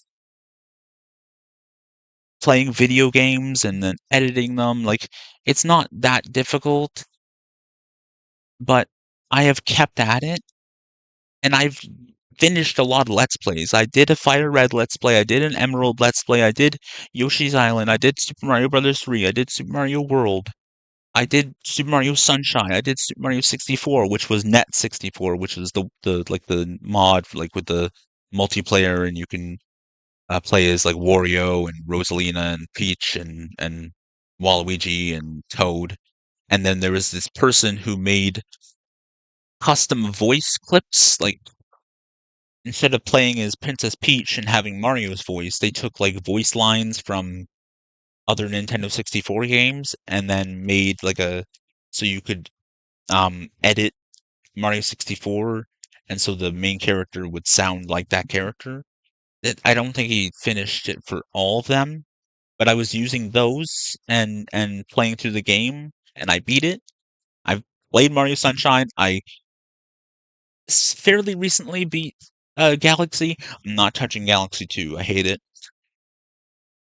Unless someone pays me a significant amount of money, I will not touch Super Mario Galaxy 2. I can't stand that game. Yeah, fuck the algorithm. The algorithm used to be different. Or non-existent. But apparently the way it works, people think that people follow, or the algorithm follows what people do, but people follow the algorithm or something like that. It's like the opposite of what people actually believe it is.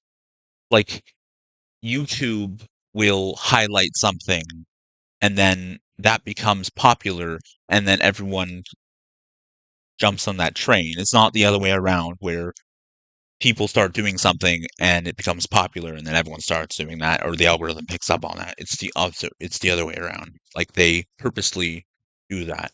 And YouTube has videos or like tip things telling you that you need to make videos on certain topics and basically telling you how to run your YouTube channel. I'm looking at this computer, but I should be looking at this computer where the camera is. I'm still on fricking this game 3 hours and 24 minutes later. I think I'm gonna just do an outro when I'm done talking, or maybe I'll do it right now and then hop over the Star Fox Adventures. But I don't know. Like I said, if I had been a little older, like if I was in that group, like some of them are older than each other, so they're not all like the same age, but they're in the same age range, I think. The people that I listed before. If I had started doing YouTube in like 2007, 2008, 2009, well, I did start in 2009, but if I had been older and I had more of the right equipment and I was able to be more consistent, it it seems like it was about the people that you knew and like knowing people in the first place, having friends to watch your YouTube channel and having other people that you know watch you. And it was still an algorithm back then where people would watch you because you're playing Super Mario Sunshine, which is the most Let's Played game ever. Maybe not anymore, but back then it was. Um, it's just now people just follow trends and they do it's trends or challenges or like The Sims 2, or not The Sims 2, just Sims in general. Everything is a challenge. Like doing the ancestry thing where you do all the like the Pleasant View, Strange Town, Fronaville, or whoever, say Pleasant View from the very beginning, like from their ancestors as far as back as you can. That's a challenge. I just want to do it for fun. I just want to do it as a let's play. I don't want to do it as a challenge. I just want to do it because I think it's cool. I think is a challenge or a trend or what's the other thing? Like I don't know. They want you to follow trends. They want you to do certain topics. They want you to be a fucking sheep.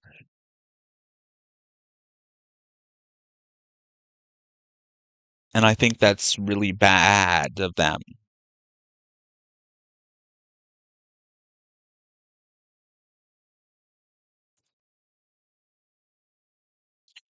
YouTube sucks nowadays. And, the tagline broadcast yourself was removed because the presidential election at some point was broadcast to YouTube. And for some reason, broadcast yourself conflicts with that or something. They took that away because of the presidential election. I think that's a bullshit excuse. Frickin' Chatterbait says that now. Like, it used to be about being unique and putting yourself out there. And yeah, like if you're just let's playing the same game as this other person did, it's not as unique, but you're just putting your own personality into it. But now it's like, oh, this new game came out, so you have to play it because it's trending. Sometimes a new game comes out and someone wants to play it because they want to play it. And it just works out that it's new and trendy. Oh, I'm looking at the camera, but my camera's not on. So you've just been watching that screen, but you're still listening to me.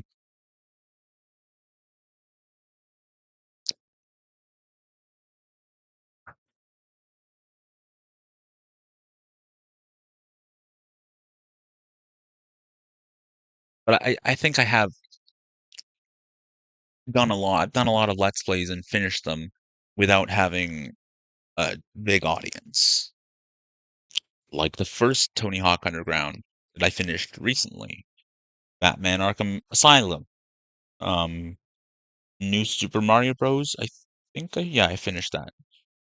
Some of the games I put on my bullshit list, but I'll go back to Ocarina of Time, Majora's Mask, and maybe Mario RPG. Maybe I'll not do that, and I'll just eventually get the newer one, the remake, play up to where I was, and then just continue in 3D. No, I don't think that works. There's Link's Awakening Let's Play and Link to the Past, but I had personal reasons for stopping that. Just things that happened during the recording, or just there was like weird Snapchat accounts that it was like nudes and stuff that I was wanted to trade with them, or I'd sent my dick to them because they made an account that wanted to send dicks to them. I don't know. There's a whole thing that happened. There was an account that I added.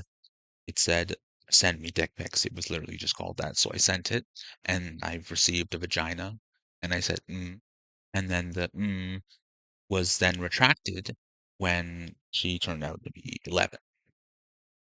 Not even like 15, which is still underage, but 11. And when I was 11, I was a horny little bastard doing that exact thing. So I was like, no, never mind, gross, goodbye. I blocked her, but then I unblocked her just in case I needed the chat history to defend myself with. But that was a long time ago, and nothing ever came of it. But I was just, I just, a different account popped up during a Let's Play recording stream or whatever, and then I was like, I don't want them to see the names of these things, and I don't know. I didn't need to. I just after that situation, I was like, fuck, not doing that anymore. Like, it's one thing if she was 16 and Canadian, even though that's still I would be able to legally have sex with a 16-year-old, but I can't share nudes with her. But it's another thing when she's 11 fucking years old. And she didn't care, of course, because they never care. These fucking horny kids don't fucking give a shit. And it's always I don't know from the opposite perspective if there's like 11-year-old boys looking for adult like women. I mean, you could just you just look at fucking porn. Obviously, they're not allowed to do that either, but no one fucking really cares, do they?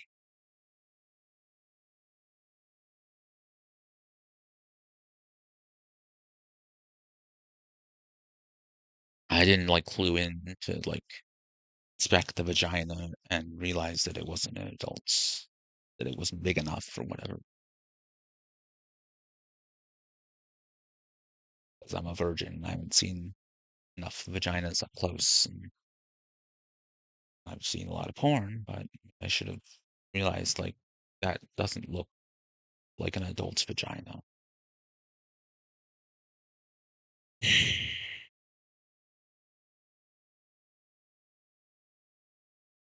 And so that's why I stopped. It's sort of why I stopped Pokemon Gaia, but like Link to the Past and Link's Awakening, I think it was in one of those. Link's Awakening was because it might have been because of that, but it was also to save the game, at least the old version, you have to like press a bunch of buttons at once, and then it allows you to save. So I'm like, fuck that. I'm just gonna eventually buy the new one, which I think I did. I think I own it. I bought Skyward Sword, which I didn't need to do because now I use Dolphin, and I could have just played the Wii version because I started playing Skyward Sword Switch with the controller because I was like, oh, now it has controller controls.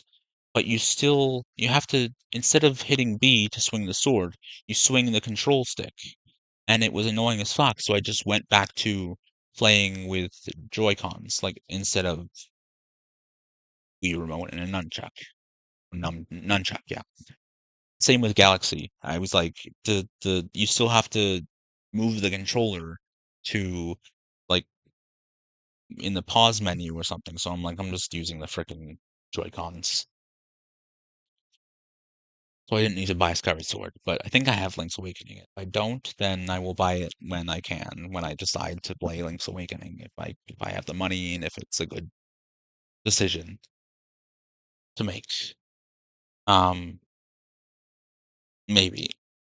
Like, but Link to the Past, it was like awkward, and now I'm like traumatized by that. It's like PTSD, like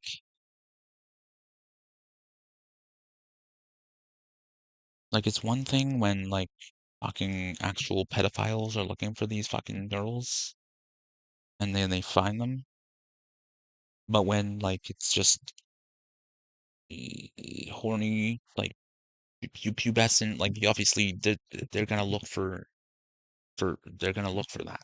Like the kids are gonna, because I did it, and they want to trade nudes or whatever, which they shouldn't be doing at that age. I think if 16-year-olds can have sex with each other, they should be able to swap nudes. Otherwise, the age of consent should be 18. Same with like videos and stuff. Like, why have the age of consent 16 when there's other restrictions? Doesn't make any sense. And also, a 14-year-old and a 19-year-old can legally have sex. I don't know how that gets around the freaking age of consent, but it's like they can have sex with someone more than 5 years older than them. And yes, I've looked these things up, but it's not because I want. I guess I was saying how young I could go because I watched like porn where it's like we're taking an innocent. I think I was more when I was older, but wanted a younger girlfriend. No, I guess that was more just porn where it's like taking an innocent woman and turning her into a fuck toy slut or whatever.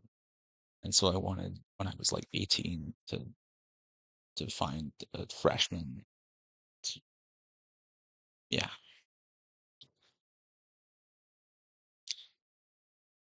But now at this point I'm 27. An 18-year-old is that anyways. There's lots of virgins that are 18 that I can, well, see, there's the thing. What 18-year-old girl or woman, depending on whatever you say, is gonna want this 27-year-old virgin who is not employed or could die of cancer, is not strong, no sex experience, has no money. Like, yeah, love is a thing, but and yeah, a woman shouldn't just expect a man to support her. She should support herself. She should bring something to the relationship as well. I don't know. But like I said, it's one thing when like actual fucking disgusting human beings are looking for 11-year-olds, but it's the other way around is also disgusting. Like they don't understand what they're doing.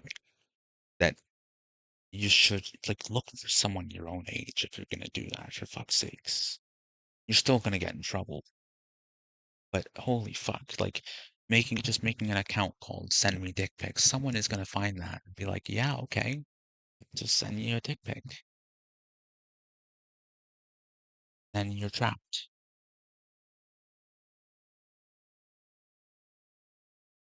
There's been multiple times where I've talked about that and then I didn't want it to be said. Like I've deleted the video or stream or whatever. I mean, there's an extra video that I made of me saying that on top of a later episode of Pokemon Heart Gold that I haven't uploaded, which I also put to my bullshit list because that game is so unbalanced, and apparently the original Johto games are also unbalanced, so maybe that's why Nintendo or Game Freak or one company fucking hates Johto. I like Johto as a region. I like the game, like the story. I like Kanto and Johto were a perfect combination. Um, Generation 1 and 2, and then it was rebooted sort of into Ruby, Sapphire, and Emerald. Ruby and Sapphire, they were very similar to the original games. Like you started in the town. It was very similar to Pallet Town. Um, the first gym is rock type. Like there's certain things that are references to the original. It was a soft reboot. And then, the Pokemon craze started again, and they remade the original games, and they made Sinnoh, and then they remade the Gen 4 games, and I think that those four, like the 3 and 4, are just perfect, except for the fact that Johto is so unbalanced, and they didn't fix anything to do with that. People praise Heart Gold, Soul Silver, but I got to a point like I was trying to catch every Pokemon and train them, and then I kind of stopped that. I kind of slowed down on that. That's part of why I stopped Gaia. Also, something fucked up with the save, but there's just a lot of Pokemon in Pokemon Gaia. I think I'm gonna restart Pokemon Gaia at some point because I do like that game. And I do want to get into playing more Pokemon ROMs, but too many Pokemon games at once or too many RPGs at once is just freaking overload. Um, Now it's almost 1 o'clock and I haven't played a different game. Holy fuck, I'm fucked in the head. Oh, should be going to bed at 11, no later than 11. Well, because I get tired and my drugs make me tired and puts my sleeping schedule off balance. But I end up getting up at 7 anyways, and yeah, I sleep during the day, but whatever. I think I only need like 6 hours of sleep anyways. I really hope the person's still watching and they don't think I'm disgusting. I didn't know that she was that age. I was like, goodbye. Goodbye. You're just gross. What's weird is when I was like 11 or whatever, I was talking to this person that said that they were a woman. It's probably a dude, and like they were in their early 20s or maybe later. They said their name was Emily. If I was a chick, I would have been called Emily. Yeah, you're still here and you heard everything I just said. Yeah. So it's a Snapchat account that said that they were, well, they didn't say I'm 18. I just assumed that it was an adult and sent my dick pic. And that is probably not me getting in trouble, but the is probably whatever. I got out of it and I was like, no, no, goodbye, child. Stupid fucking, like, it's one thing if she was a little older, but would still be gross, but still be wrong of the child. Like, it'd still be bad for me to go further with it. But like 11, holy shit. Like when I was 11, I was on the internet trying to find people to exchange nudes with. So it's not like I should have known. It's more like it reminded me of myself. And I'm like, fuck. I got lucky that I didn't. Okay. Listening while playing Modern Warfare 3, which is like the new Modern Warfare 3. I could go on and on about Call of Duty. Like, I didn't play, like, again, if I was a little older, I would have played them when they came out. Call of Duty kind of went downhill after Modern Warfare 2, the original Modern Warfare 2, I think. See, there was the first three, and there was Modern Warfare, World at War, and then Modern Warfare 2. And there was Black Ops, which I guess it was all right. I've played Modern Warfare 3, like the original game. I think I still have it. Um, I might play those at some point. If I can get them emulated. Uh, and then they just kept on like Black Ops 2 and then uh Infinite Warfare, which I don't think had anything to do with Modern Warfare, and they just kept on doing these different names and they rebooted it, sort of. And there's like Modern Warfare now it's like a battle royale and all this weird shit that is in video games these days, and um it's like the same characters but a different story almost, someone's told me. Like, there was a Medal of Honor game. I think it was Medal of Honor, not Call of Duty. And I remember playing it on the GameCube, and you had like four characters that you switched between. Like you drove your truck to this enemy encampment or whatever, and like you kind of stealthily crept through and killed all these people. Um, as these four characters swapping perspectives. Um, well, I mean, I'm not talking about online. I'm talking about the campaign and the storyline. Um, this game, it was Medal of Honor or a Call of Duty game, and you swap between these four characters to move forward with the game. And I don't remember what it was, and I've looked it up. I've tried to look it up. Maybe I should fucking ask ChatGPT. I might have already, and it couldn't help me. People praise that, and it's not as good as they think. Um, it's like slow and glitchy for me. If I had $20 a month to spend, if I had 20 bucks if I could spend $20 a month for the pro thing, it would probably work better. Or if I was an AI channel, I don't know if they play favorites. I don't.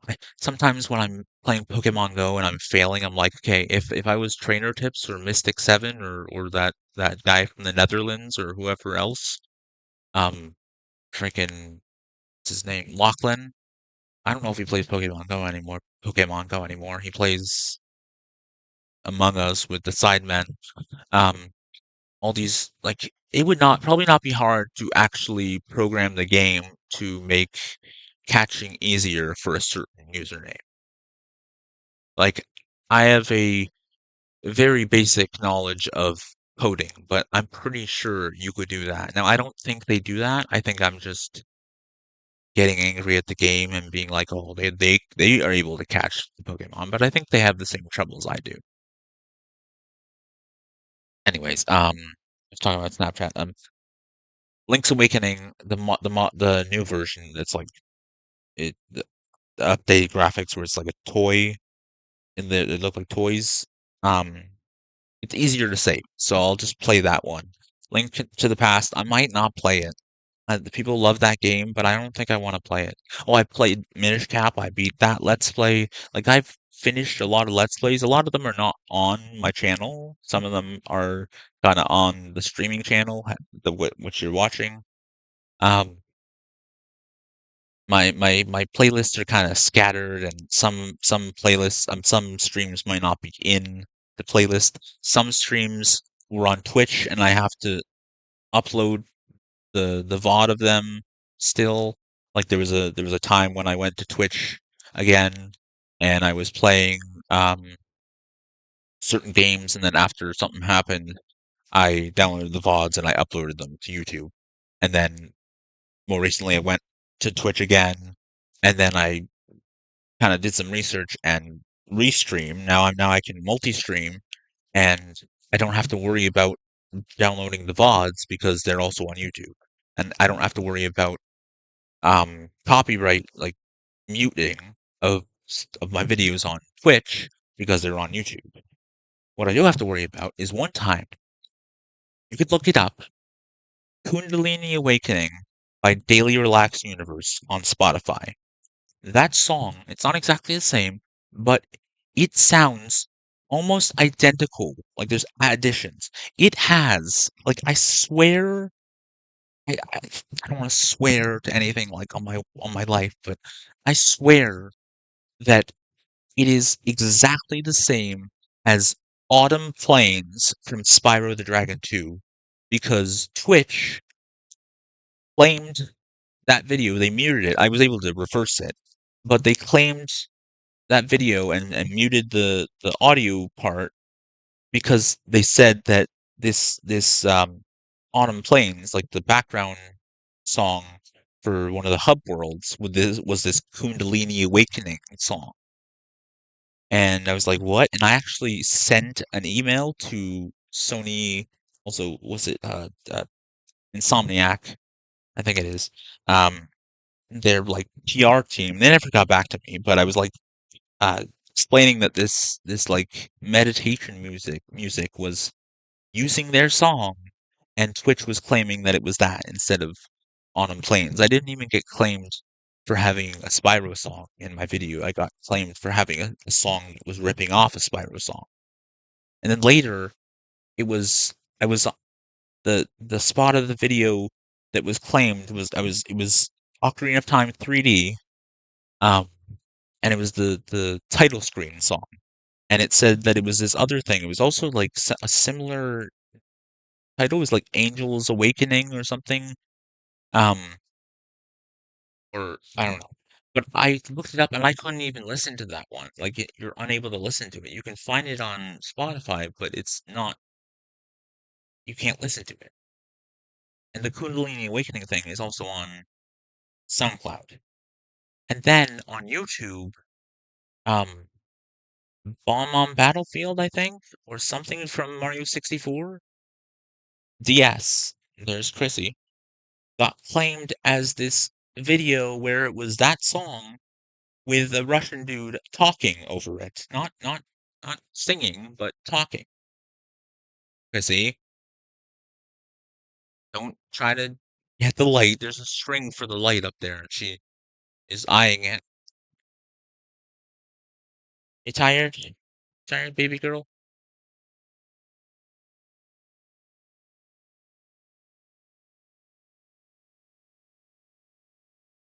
What are you doing? Trying to be tall? Trying to be tall? Yeah.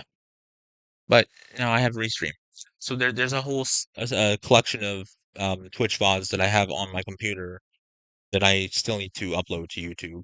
So that's the thing. Some of them, if they're Twitch or YouTube streams, it'll say when the video was streamed, when the stream was streamed. But if it's an uploaded video, I have to put it in the description, and so there's the upload date and the original stream date, So people have to kind of figure it out themselves if it's not in the playlist. But I need to at some point go back and make sure my playlists are correct. But I don't know when I want to do that because it's tedious and not fun. Same with making thumbnails. I was doing it when I was in the condo in Toronto when I was receiving radiation, but I was kind of having fun. It's kind of keeping me busy, but then I was like, I'm gonna do a whole bunch of, I'm gonna stream, but not talk, and then I'll just do post commentary eventually. I couldn't stream in that condo because my mom she works from home, and so she was right there, like answering phone calls and stuff and calling people. She's an insurance broker. And so I was unable to stream, and that's basically what I do all day. And I was like always uncomfortable and in a bad mood and in pain. But I was like, you know what? I'm just gonna now there's an era of my channel that's just all post commentary. At least for some of it, because on the weekends I brought all my stuff home and I was able to stream properly. But anyway, I think I said everything. I think I don't know if I have included everything. Shit. Yeah. Oh yeah, the chat's there. When I started to get chats, I should have popped that up. Okay. So now I'm gonna go back into the Tony Hawk game. I'm gonna save and I'm gonna frickin' do my outro. It's been like 4 hours. Yeah, it's been nearly 4 hours. Holy fucking shit. So I think all that will just be cut out and I'll do my outro. So yeah. Hello. I think I will have cut all that out because I wasn't playing the game. Some of it will be in, maybe some of my earlier tangent or like explaining my writing, but this might be it might have been a separate video. So yeah, just the guy that's on the chat, I'm doing my outro for my eventual Let's Play video. All right, so yeah, that's it for this episode of Tony Hawk. Tony Hawk's Underground 2, I've been streaming for nearly 4 hours, and it's 1 a.m., and I should probably not stream anything else, because I might go on for a long time, and I don't want to be streaming at 4 o'clock in the morning. My dad gets up for. But I've only played one game. Maybe I should just go and write something, or work on my Python RPG. I don't know. Whatever. But if you liked the episode or videos, whatever it'll be, you might be kind of led to a different video where I'm going on a tangent about stuff. If you liked the episode or videos, hit like. If you really liked it or them, then subscribe if you want to and haven't done that already. Comment, share, hit the bell to be notified when I upload. Check out the links in the description. Do whatever else you need to do or want to do, wherever else I may have uploaded this, wherever else I may be watching it in the future if you're not watching on YouTube. Thank you for watching. I'm Anti-HyperLink. I will see you in the next one. Goodbye, shoes.